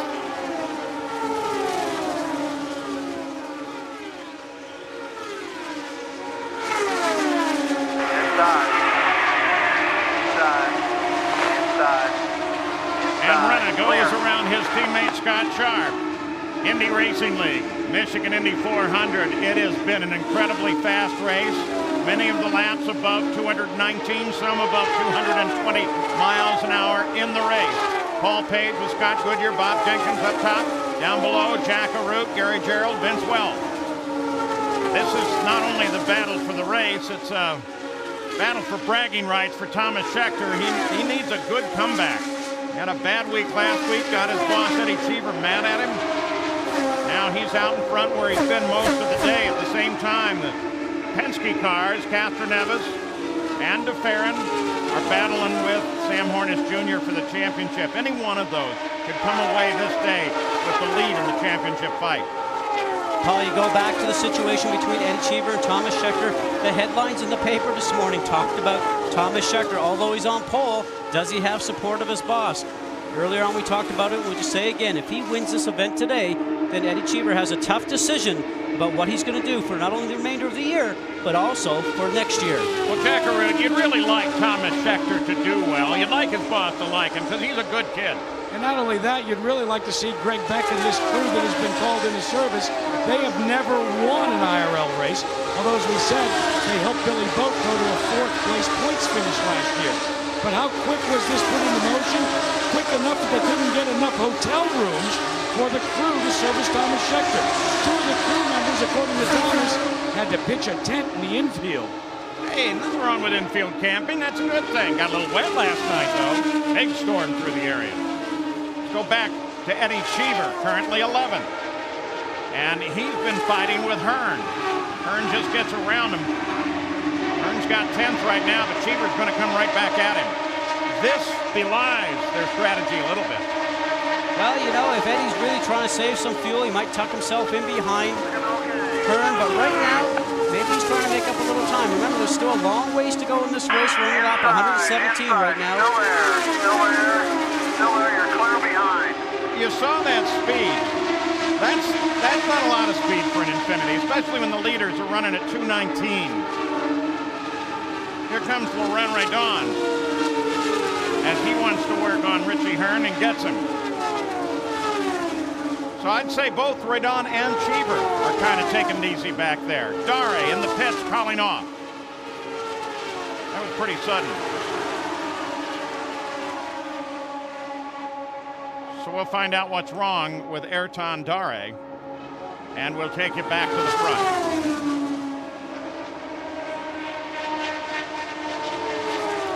Scheckter, Rice, and now a bit of traffic. We talked about that telemetry issue with Sam Hornish Jr. Gary, have they got it working yet? Well, Paul, was amazing on that last round of pit stops, and remember, both Penske cars, DeFerrin, Castroneves, and Hornish all came in, and now they're out of sequence with Scheckter and Giafone. But for Sam Hornish, they either stalled the car or purposely turned it off, but when they restarted it, they got their telemetry back. So life is a little bit easier right now for the Panther team as we watch Sam work there behind the wheel in number 4. And currently runs 5th.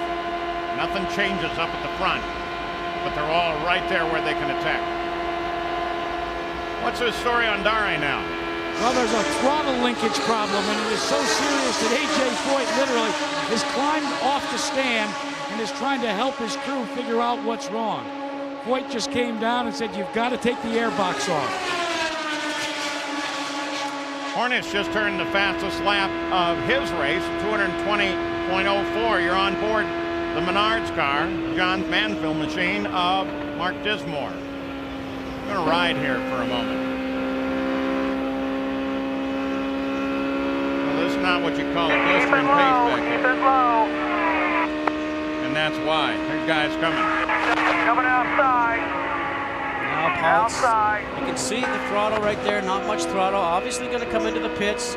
You don't get around turns very quickly. Lateral G's don't go up and the speed's down real low. He'll get down to 60 miles an hour to get into the pit lane here very shortly. But you heard him come off too. The engine did not sound very healthy. I have to say he's coming in there to get some service work. Once again, the Firestone telemetry tells us a great deal. And in this case, it's bad news for Dismore. Scheckter just turned a lap at 221 miles an hour. And while that was going on, here's A.J. Foyt giving a little help on Dare's machine. Yeah. And A.J. Foyt is not at all happy about the performance of his crew. The leader is on the pit road, but A.J. has decided just to park the cars. Thomas Scheckter comes on the pit road for what will be his third pit stop. Classic A.J. Foyt. Paul, what they're going to do is they're going to change the front wing. There's the change if you look to the right of your screen. The first handling issue that Thomas Scheckter has had all day. Off and away, that was a long stop though. Vince? The update on Mark Dismore, not a motor problem. They had the right front was going down, so they came in a little bit early to fuel and fix the tire and back out, but reporting no problems from the motor position. Yeah, this looks a little better, though. Dismore's race is well behind the lead, several laps down, running in 21st. So Rice picks up the lead as Scheckter pits. You would expect Rice in shortly. And look at this, DeFerrin and Hornish. This is third place. Trying to come back. You're clear. Got the 31 to get by. Second is Giafone, but he'll probably stop about the same time Rice does, and that'll give these two guys the front of the race.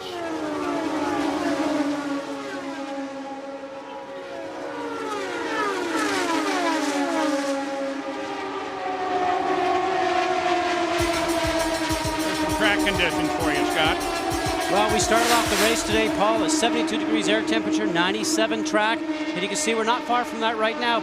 But the wind itself, the guys are talking about having troubles going into turn 3, which is right down here, and you can see the arrow with the wind, 6, 7 degrees, sometimes going up to 15. Will change the handling of the car down turns 3 and 4, different than turns 1 and 2. Well, and the wind speed that we heard complaints about earlier, as the sun tries to peek back out again, has dropped considerably. Now let's think about this.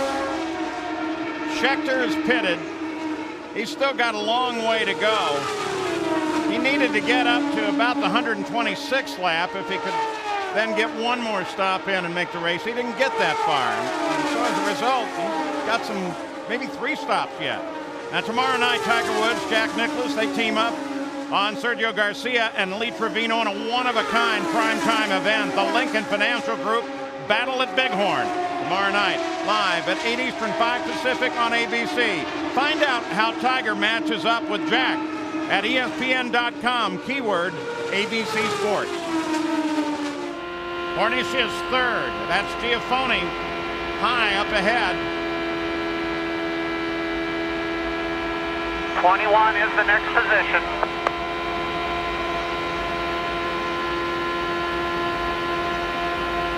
Red Bull Team Cheever is expecting Buddy Rice will come in 2 laps. Watch the draft, Paul. Oh, but he tried for the high side instead of the low side.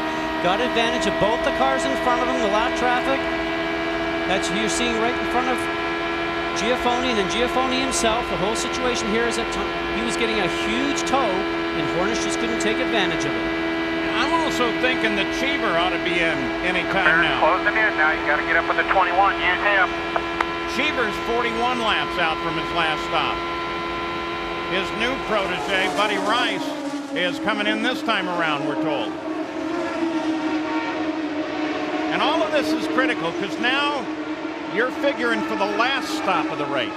Well, they're trying to go as long as possible in this segment right now. But don't forget, we talked about Buddy Rice. Pit stops are something that are new to him. He's coming off 218, 220 mile an hour laps, has to come down to the pit lane and get it slowed down to 60 miles an hour for the barrels, and then his pit box is actually very close to the very entrance of the pits.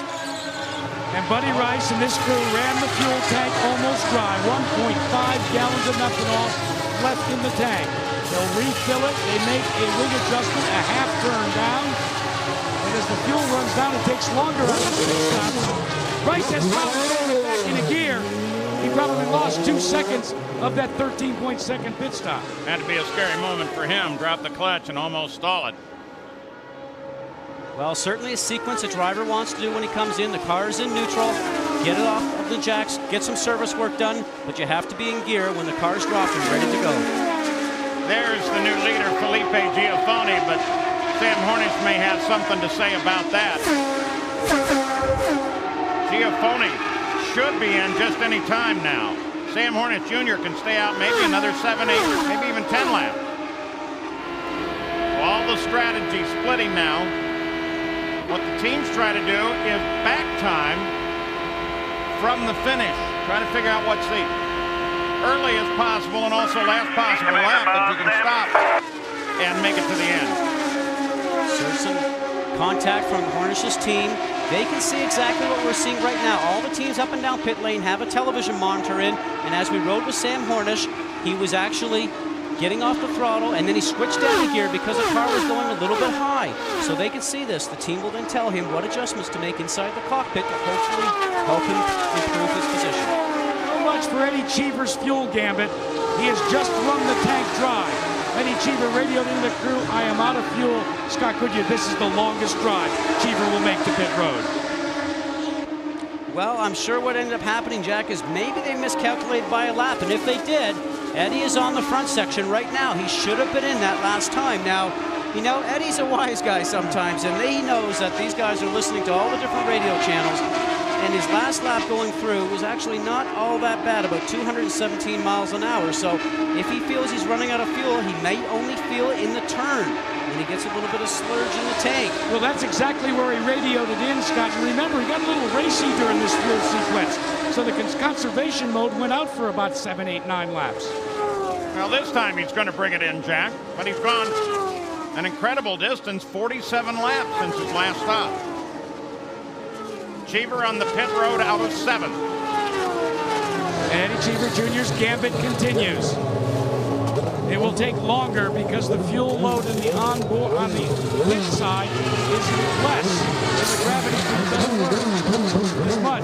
They can complete the stop as Felipe Giafone heads to pit road. And the leader, Easy, nice and easy. Felipe Giafone. Nice and easy, put it right on the marks. Right on the mark, slow it down, slow it down. That's the voice of Peter Parrott talking to his driver, Felipe Giafone. Giafone says very little on the radio during the course of the race. Tom Bassi changing the right front tire. No changes to the chassis, just fuel and Firestones. And another smooth stop, 12.6 for Giafone. Hustle it out, where you go, come on, let's go. That's a nice stop. They're coming round. Hustle. Oh, that team can be proud of that one. And so Hornish is now the leader with Jill DeFerrin in second place. Here's that points battle we've been talking about. They're both 39 laps out, so they're probably within 4 or 5 of their stop. And DeFerrin picked the pace up. He's running 219 and a half, 220 last time around for Hornish. 3 laps. We pit Well, them, 3 Hornish laps. back in front, 137 laps complete at Michigan.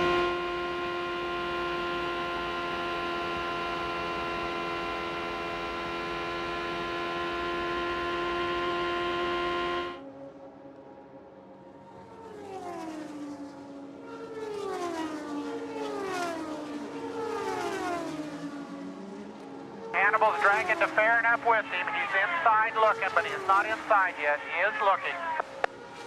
Coming inside, coming inside. One more time by, Sam, one more time by. Seems to be able to run down on the bottom and then drift back out, so you might want to catch him coming off and pull away a little bit. Got plenty of room behind, clear behind.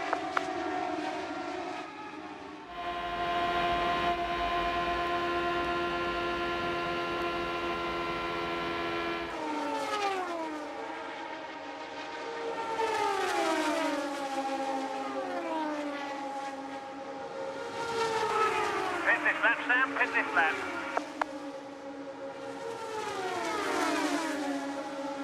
Well, Sam Hornish Jr. is the leader with Jill DeFerrin right behind him. They're the front of the field, and they're doing to the pits any time now. Right now, Sam is going to try and put a lap down here on Thomas Scheckter. He would like to be able to do that before he gets called into the pits, but it looks like now is going to be his time. DeFerrin starts to swing around the outside. Coming from 218 miles an hour down to 60 for the pit lane, locking up the tires. Good job, buddy, good job. Logically, DeFerrin should be in any time. Come on over.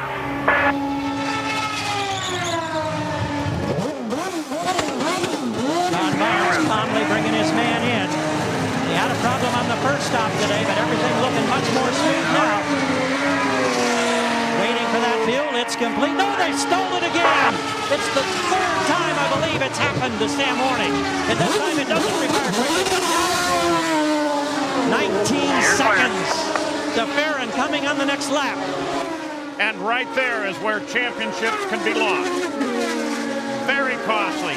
A mere 4 seconds, but it can mean a world of difference. DeFerrin is due in. Sharp will pick up the lead, but we assume that he is due in, especially since his teammate, Tony Renna, came in on the last lap. And Paul, as we watch DeFerrin now coming towards the pits, a lot of pressure on the drivers during the pit stop. They know that the pits are where it can be won and lost.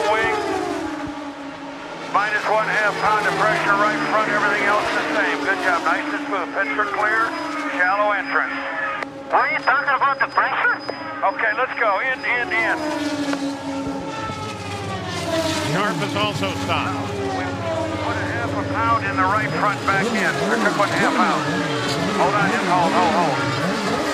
Half turn on the front wing for DeFerrin. Revs up, he's gone. Keeping an eye on Sharp. Stop, take a little longer, head pressure gets a little lower.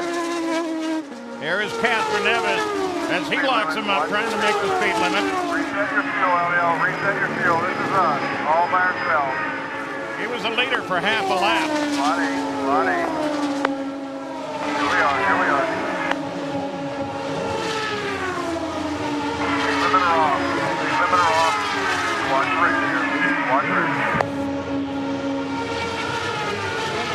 Tim Sinrick, they say so calm, they're so poised. The Penske team is rolling. Nice stop, Castroneves.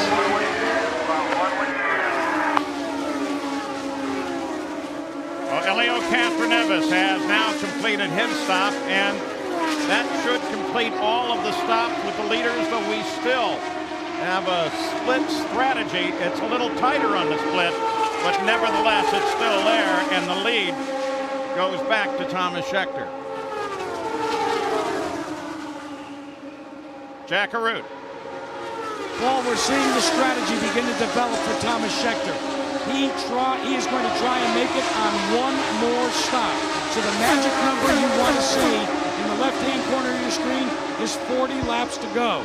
The crew says if they can make it to lap 160 without having to take on more fuel, they can go the remainder of the race without stopping more than this final time. So Thomas Scheckter back at the front, and his teammates right behind him.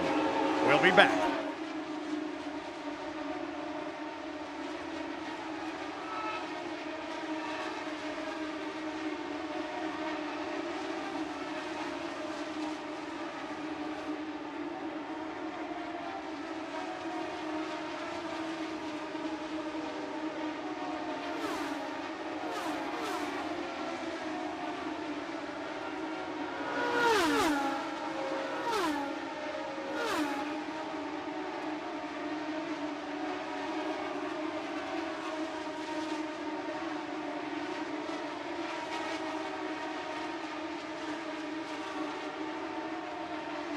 Good job on the fuel, nice and smooth.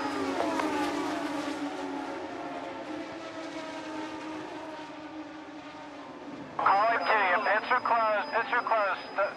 Slow it down, 52. 20 will be your last car. Pace car is exiting turn 4.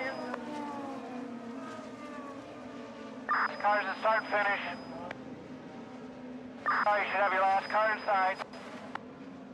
Start finish.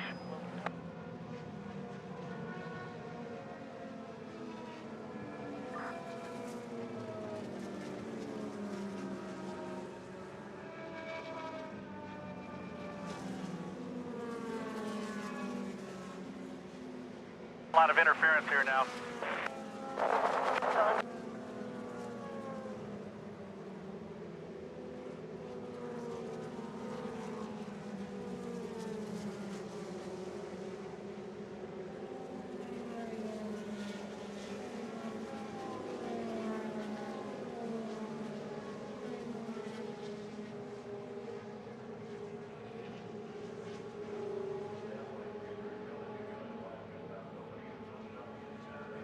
147 laps out of 200 completed at Michigan International Speedway, and we have another caution on the racetrack. This is because of debris out in turn number 3. But again, it benefits some of those who are trying to stretch their fuel mileage.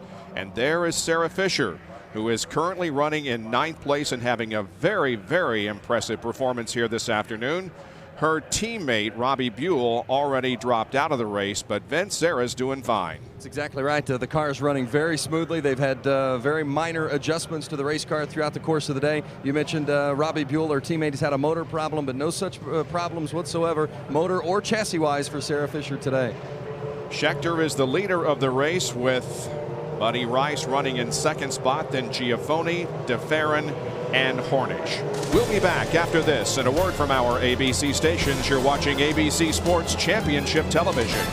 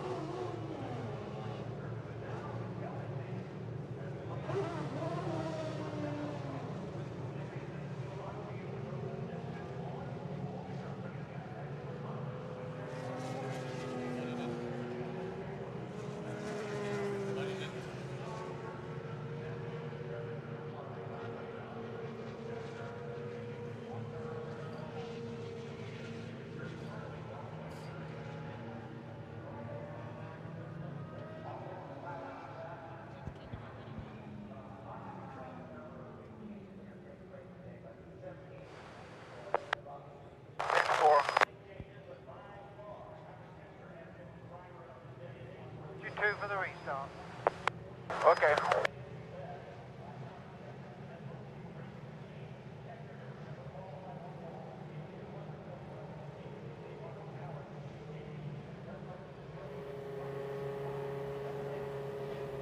Green flag next time. -1 fuel, -1.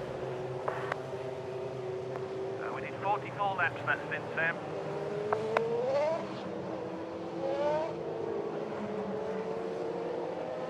Tires look good. Interference in front of you, Giafoni in front of him. Giafoni just 3rd. We need -1, Sam, -1. You want -1? Or -1? Green this time, 50 laps to go.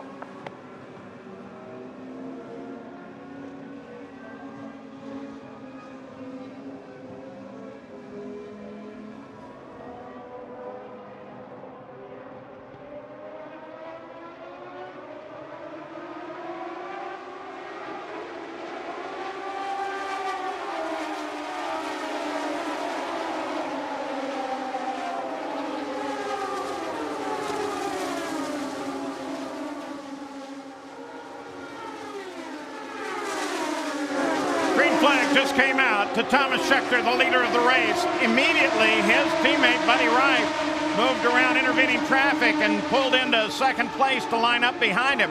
And now this battle develops. Giafoni trying to hold off to Farron. Hornish is in there too. Hornish came down the inside, went from 5th, and around both Giafoni and DeFerrin.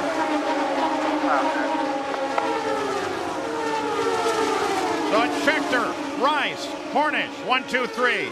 Right behind Hornish, Ari Lyondike, still driving an air-conditioned car. They haven't replaced the cowling on that. Winds have picked up a bit. They're back up in the 15 to 20 mile an hour range. And drivers certainly will feel that, Paul, because they can look at the flags as they're going around the racetrack, especially on the yellows. Drivers who come along the front stretch look over at the flags in the pit lane and certainly notice that they're a lot windier now than when they started the race. Here comes DeFerrin. Inside. Clear behind. Both of those guys well aware that points are so critical and the season's beginning to run out. We started with 25 cars. 23 are still in competition.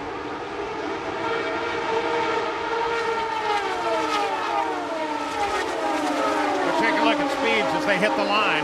Everybody's running clean because of the restart.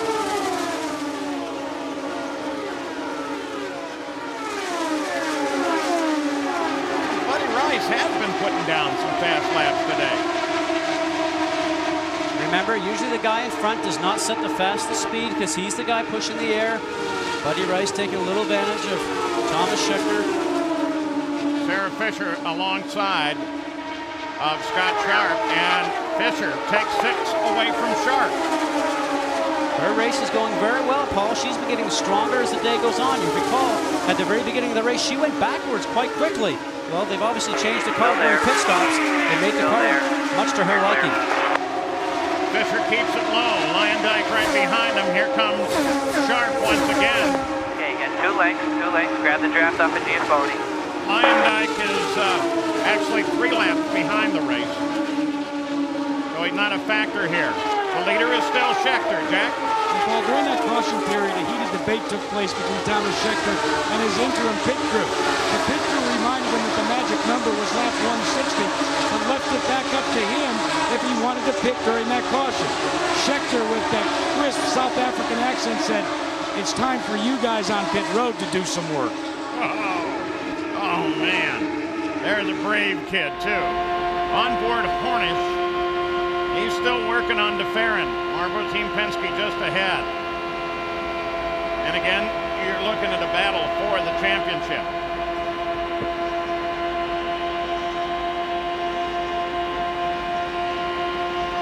Still fat. Hey, Sarah Fisher just turned a lap at 220.3 miles an hour. Got one looking inside, coming inside.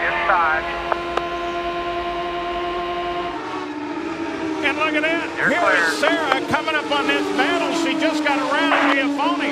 Now she's going to work on Hornet. Look at the low line. The car's working for her. Goes underneath Hornish. Impressive because the car's continuing to carry speed over the turn on that low line. Sarah's right in there battling with both Hornish, trying to catch the fair, and Giafone's coming up high. Now what Sarah needs to do is actually start to slice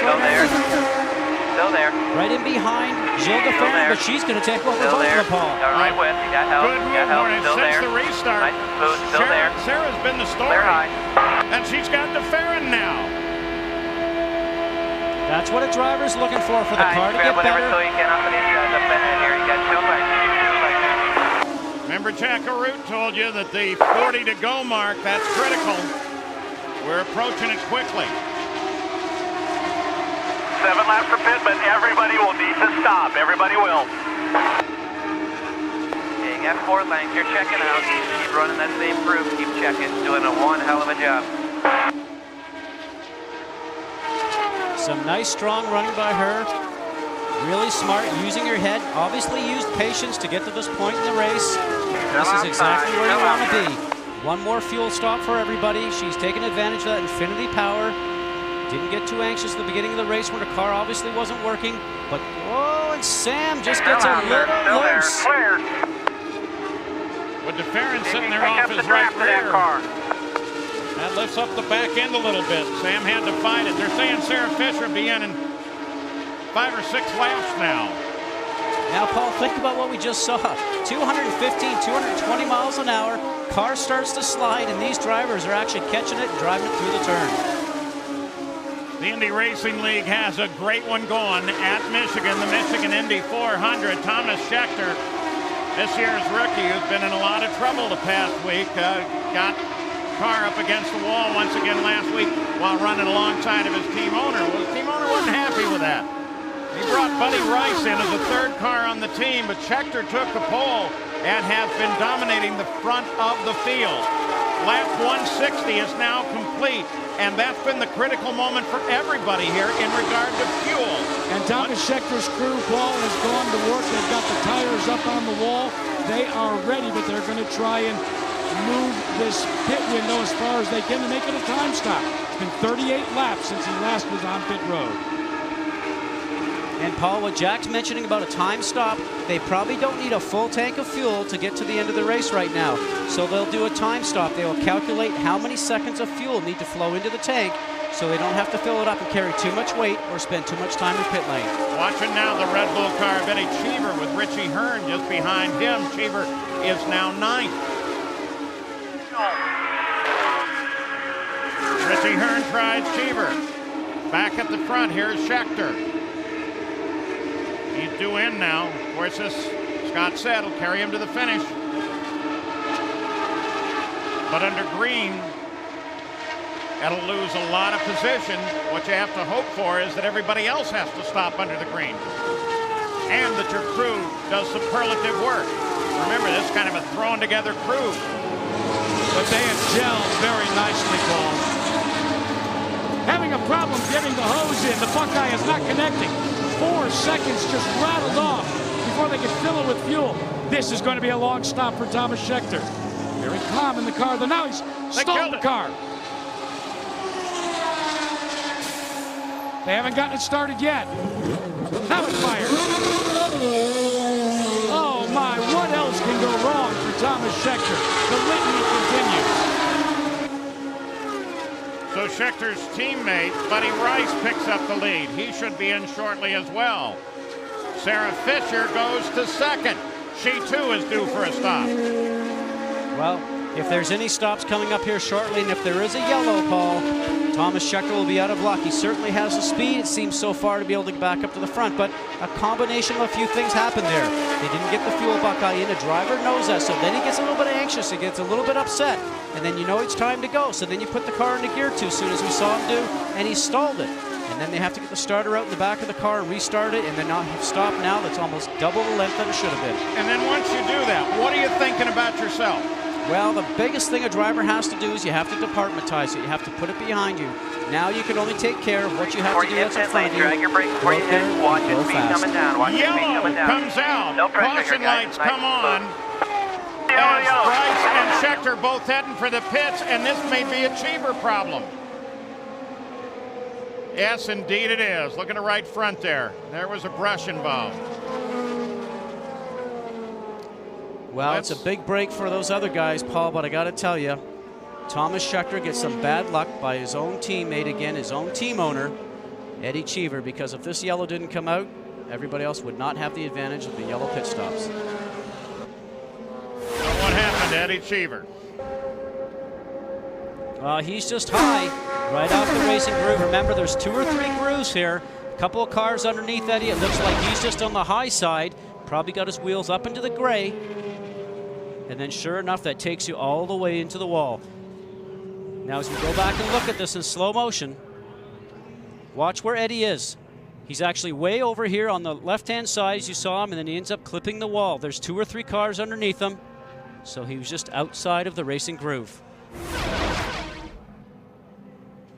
Now let's think about the Red Bull Team Cheever team this year.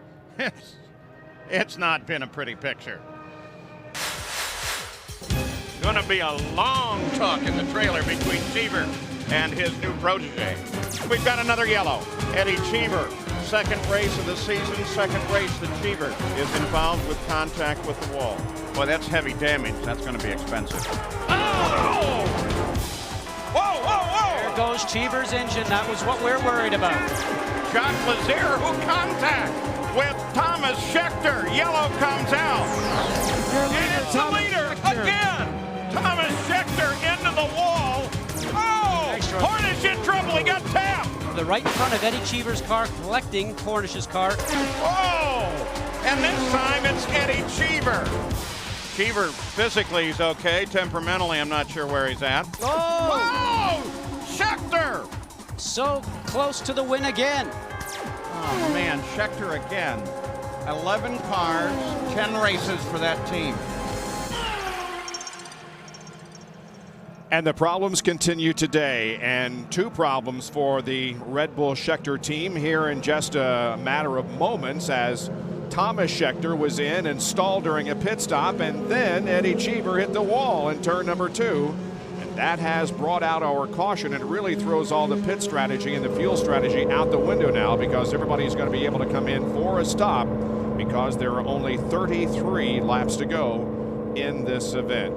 But Thomas Scheckter, Bob, will not pit, and they have told him just stay bunched up, and we'll see how many cars you can cycle through with this series of pit stops.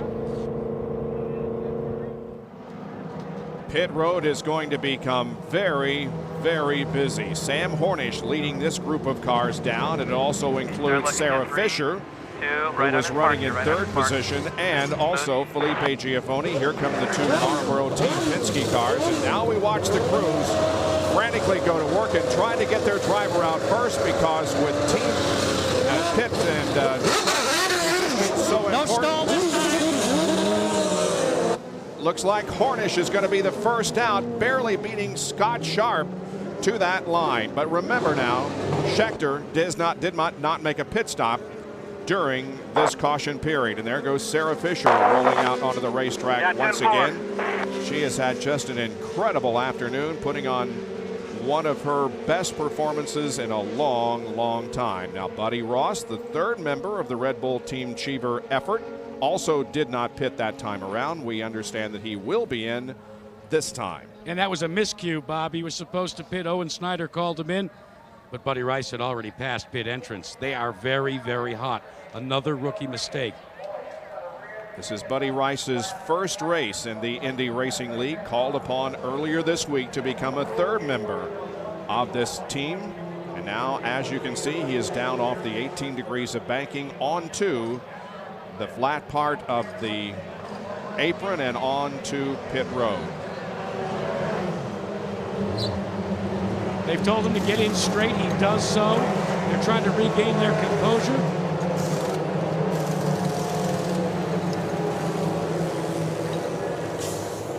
They tell him to put the car in neutral. They're going to relight the car because it's stalled. Problems continue with this Red Bull team. Now it refires. Just another problem for Eddie Cheever's operation. A little more than 21-second pit stop. Scheckter has led 115 laps. Rice has led 15, but right now things have turned sour for Red Bull Team Cheever. We'll be right back.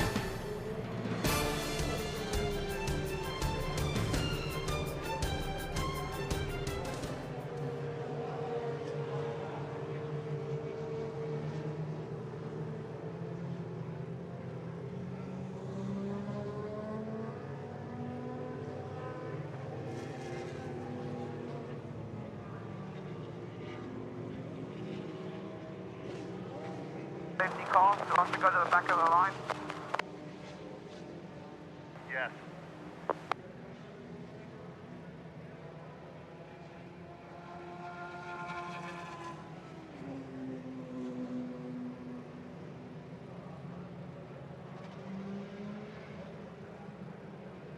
It should wave around Barron, Bode, and you. Probably Lazier.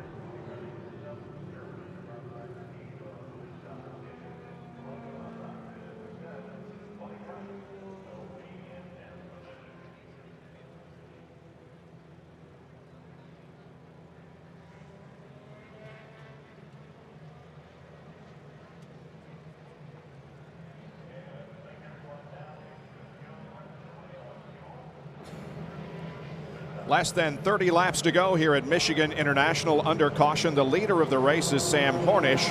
the caution caused by an incident involving Eddie Cheever. Here's Vince Welch. Eddie, you had a fuel mapping problem earlier. Your teammates have had some troubles in the pits. Not a good day. What happened in your incident with the wall contact? I had a rough time in the beginning to get the car going. In the end, I was just running too high. It's 100% my fault. I got caught up in some dirty air behind Hearn. We were trying to leapfrog each other. I went up too high, got in the marbles, and that was that. Not a very good example, but definitely my mistake. You mentioned the comment earlier to me today. You said not going to tolerate any mistakes. Absolutely, and that was a big one. Where will you watch the final stages of the race from? From Thomas's? Whichever one's in the front. He won't have far to go. Schechter and Buddy Rice pitted right next to one another. Jackaroot. Vince, let me see if we can reconstruct what happened to Buddy Rice and why he missed the call on the pit road. So many changes have been made with these pit crews that according to Owen Snyder, the guy that normally listens to know if the pits are open was a new man. And he signaled to Owen too late for him to call Buddy Rice in during that pit stop. I talked to Owen Snyder about it. He is very, very upset. This team is coming apart, fellas. They are yelling and screaming at each other. And Gary, it just shows the stress of so many problems for this Red Bull team since the start of the season. Jack, at the other end of the pits, here's a championship team trying to defend a championship. John Barnes and the Panther team for Sam Hornish. How do you play this final series of laps now that everybody's good to go the distance? Oh, I think it's obvious. You just gas it. You got to bring your A game now. There's been a couple of times this year when you've had trouble on restarts. Are you taking any special precautions now as you get ready for green? We just told him his last restart was really good, and just told him to do the same thing. Okay, thank you, John. Bob? Hornish will be at the front of the field when we go back to green. Scott Sharp will be in second position, followed by DeFerrin. Now look at this. Schechter was the leader before the caution, has lost all the positions down to 12th. However, he was able to get the wave around and is still on the lead lap. However, he is the last car on the lead lap in 12th. Buddy Rice lost 8 positions. Fisher lost 5. Hornish, however, gained 3. And Gilles DeFerrin gained 2. Tomorrow night, Tiger Woods and Jack Nicklaus team up to take on Sergio Garcia and Lee Trevino in a one-of-a-kind primetime event. Lincoln Financial Group Battle at the Bighorn can be seen tomorrow night live at 8 o'clock Eastern, that's 5 Pacific, here on ABC Sports Championship Television. 172 laps have been completed. Just 28 more circuits of this 2-mile track to go to decide who wins this thing. Here's the fastest laps of the day, and clearly Schechter and the Infinity engines have been very strong, with Schechter the first and the 5th fastest. His teammate Buddy Rice second, third, and fourth on that list, and an impressive again run by Sarah Fisher, who, as you know, runs the Infinity engine. She has the 6th fastest speed of the day, and she will restart here in the 8th spot. We're on board the Chevrolet Corvette pace car. It is down on the banking, so in less than a lap now, we'll go back to competition, Paul. And least we forget, we need to give a mention to Richie Hearn, who is currently 6th and has managed to stay at the front of the fight all day, but it's going to be Hornish, Sharp, DeFerrin, Giafoni. Those are the top 4 as they come back. Castroneves is just behind. There's the restart order, and then Richie Hearn. So top 6 all right together. Chevrolet Corvette pace car has already pulled off. Firestones are scrubbed in. Speed's ready to come up. Hornish is going to control the restart.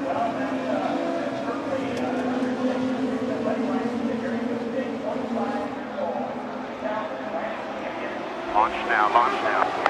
Green, green, green. Oh, Pancho Carter says launch now. Green comes out. And there goes Sharp. And there goes DeFerrin. They go 3 wide into 1.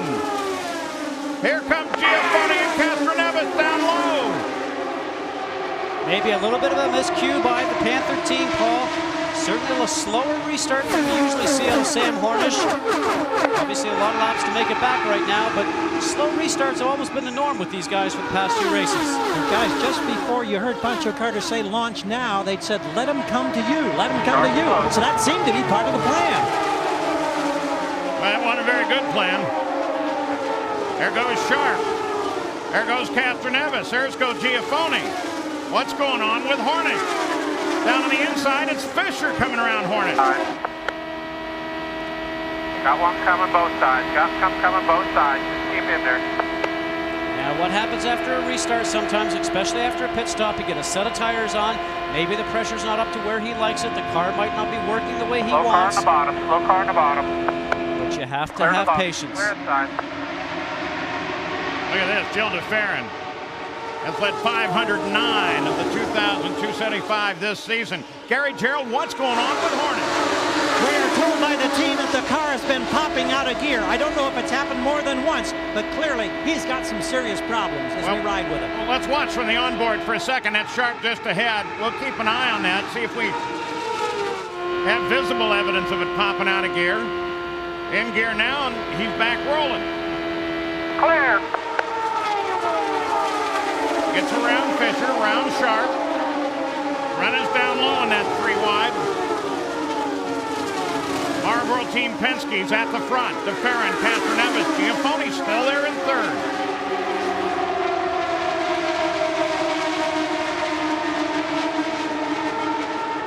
All the drivers know, Paul, that they have to stay up in the draft.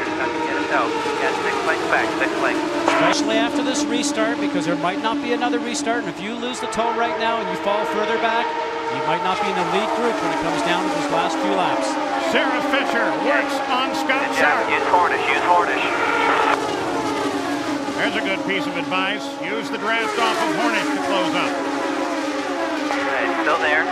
Now all this is working in Thomas Schechter's He's all the way. Still there.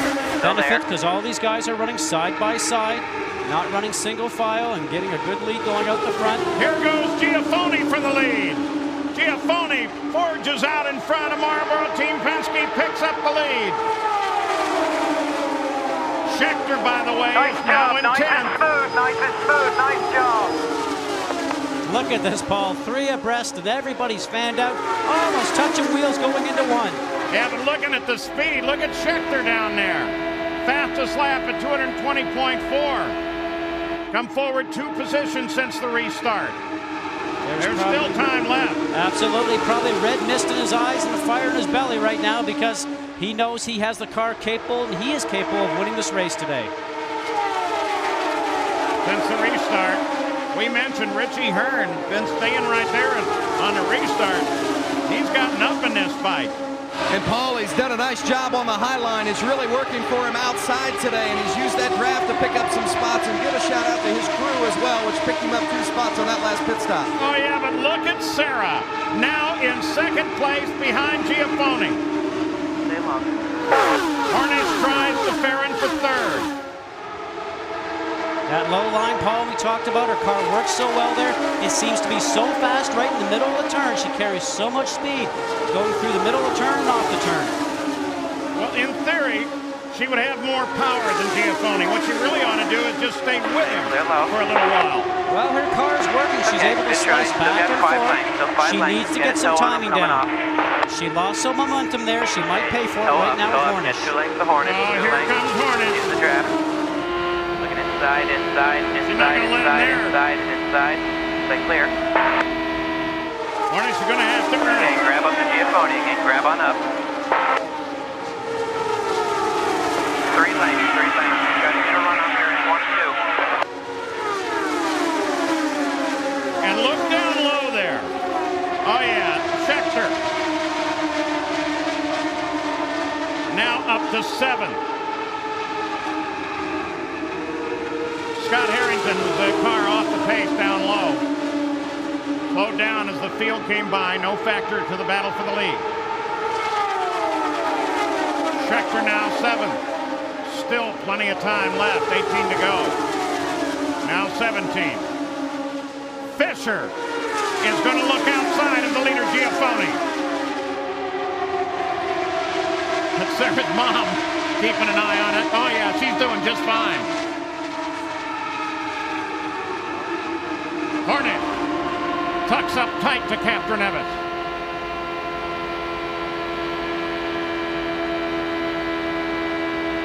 All 3 cars in the battle for the championship are right together on the race course. Castroneves, Hornish, DeFerrin. And Paul, as we're watching this action on the track, outside the window of our booth right now, there is not a person sitting down in the stands. Still there. Sarah Fisher. trying to get the lead from Giafoni down the backstretch, side by side. Use it up. Still She's there. holding on. Still there. Half. Quarter. Just quarter. And Clear Sarah high. Fisher comes to the front. Okay, good girl. Okay. Run your groove, coming outside. Got help. Outside.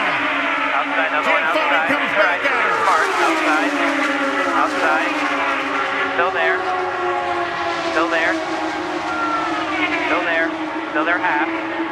Still there half. Lap 185. 185. Nice boost. So good. Still outside. Well, if I didn't know better, I'd say those two touched. Still there. Well, you can't say they're not trying. No. Still there. She's drifting a little bit high, a little bit of pushing the car. Oh, Giafoni's playing a low line there, and the guy taking advantage right now is going to be Harnish. 3 wide bottom. Still there. 3 wide Still through there. the turn Still there. Still there. Quarter. Got Still 3 laid wide. down Still on the 3 wide. line last time there, through quarter. here, No, but still clear. maintains the lead. Giafoni, I think, quite wisely drops in behind her. She doesn't need Hornish to get up there in that fight. Penske cars go side by side. And Paul, all day we've been talking about horsepower, the Infinity power. Nice job. But I can tell you right now that power is going to play one issue, but if your car's not working all the way through the turn, you're not going to be able to carry the speed. And with this draft going on, all the cars bunched together right now, horsepower is not as a big advantage as it used to be. Alongside 6th place Renna now is Schechter. And they're all right together. The interval is less than a second. So Schechter, even though he's sitting back in 5th, he's only 8/10 behind the leader, Fisher. And all these drivers right now, Paul, are trying to figure out, with maybe 5 laps left to go, where do I want to sit? Where do I want to be? We see at the front, maybe that's not the place you want to be at. That groove there because they can't really get a run on the top side of you here. Make them use the outside. Right with. Inside. Inside. Inside. Inside. Inside. Inside. You're up there behind if you need. Inside. Sit. Just fight them outside. Still there. Terry had a little help from Hornish, but now he's elected to come down with Giafoni. Going into 1. Still there. Still there. Still there. Now, Paul, as we're watching this great racing, think about these guys have been in the car for almost 3 hours. Their heart rate's probably about 180 beats a minute right now. But look down on the inside. Schechter has just joined this fight as he goes for 3rd.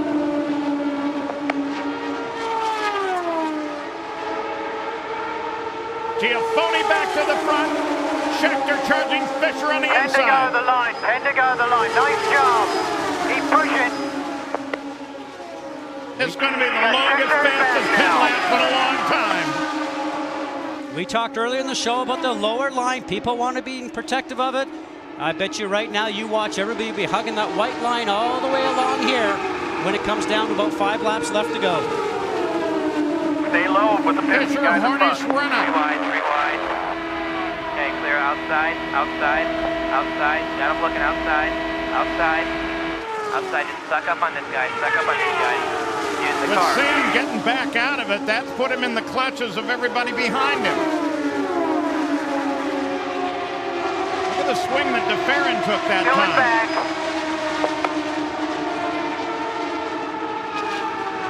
A little bit of traffic just up in front. Maybe possibly Billy Boat, the only other driver, team owner of the series beside Eddie Cheever, who now, Paul, is probably standing up in the pit lane. Over here in front. Let's get around him. 8 to go the line. 8 to go the line. Pick your spot here. Show me who's sitting down. Schechter decides to split low. Very fast still. But Giafoni continues to hold on to the lead. DeFerrin still running that middle line. Renna goes side by side with Fisher. Oh, do you believe this? This is terrific. Fisher comes back at Still there. Renna. Use these guys ahead. Still there. Quarter. Quarter. Clear. Clear. Okay, stick with these guys. Don't lose that draft. Use the draft as best you can. Oh, yeah. Two lengths. They know they're watching a finish. 7 to go. Schechter drives for the lead. Outside. Still there. Still there. Still there. Still there. You got a Penske car in back. What usually happens in those situations, Paul, if DeFerrin gets a little bit closer, Nice job. Stay with him. Stay with him. he'll make the difference on whoever he tags Empty behind. car going outside. Outside. Eddie Cheever still watching from the pits. Look at that smile. Outside. Still there. Still there. Still there. Still there. And this that's going on right now, Paul. Schechter's looking in his mirror saying, guys, go side by side, slow each other up for me. Now Buddy Rice on the move. You saw him come down the inside. But Eddie Cheever may have scared Schechter into a win. Rode him hard this week. Schechter Looking pulling inside, away. looking inside, looking Giafoni, inside. then DeFerrin. Rice inside. Here comes Rice. Inside. 5 to go. 5 laps to go. Lead stretches. Schechter just screamed into the radio. How many laps to go? How many laps to go? Push it, buddy. Let's go.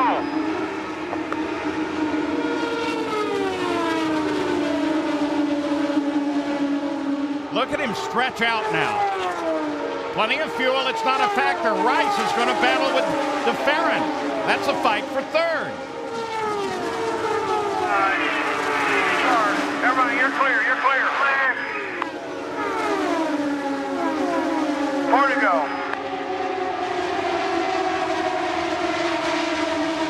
4 to go. Good job. 4 to go. Now that group of 4, Paul's doing the right thing, led by Giafoni, staying in line. If they have any chance of catching up to Schechter, they need to get 1, 2, 3, 4, follow in line, draft off of each other. Schechter's pulling out a bit of a lead. Yeah, we're enjoying Schechter as he overhauls George Mack. But you got to give a lot of credit to Buddy Rice right there worrying DeFerrin in his first IRL race. Not only that, the longest race of his career, Paul, and he went through so many new things today. Pit stops, traffic, high speed, 220 miles an hour, a high banked oval. That might not be the best idea.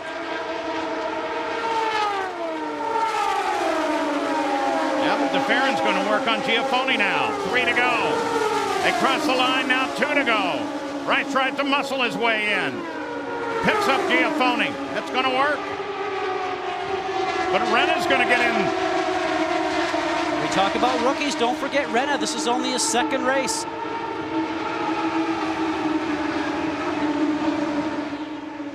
So Thomas Schechter, as he comes around, is going to be looking at a white flag. Then he'll know how many laps to go. There it is. 2 miles for Thomas Schechter. Lead's pretty solid. Second is anybody's choice. Sarah down underneath Hornet. Now attacks the Penske cars. Hornets comes back at Sarah. Look at the lead. Schechter fell all the way to 12th, came back. Here comes Buddy Rice inside Giafoni for second. Oh, he muscled his way past there. Got down on the white line and moved them up before they got to the banking. And here comes Thomas Schechter. Oh, yeah. Thomas, that was the most impressive 30 laps I've ever seen. Congratulations, bro. You just won your first.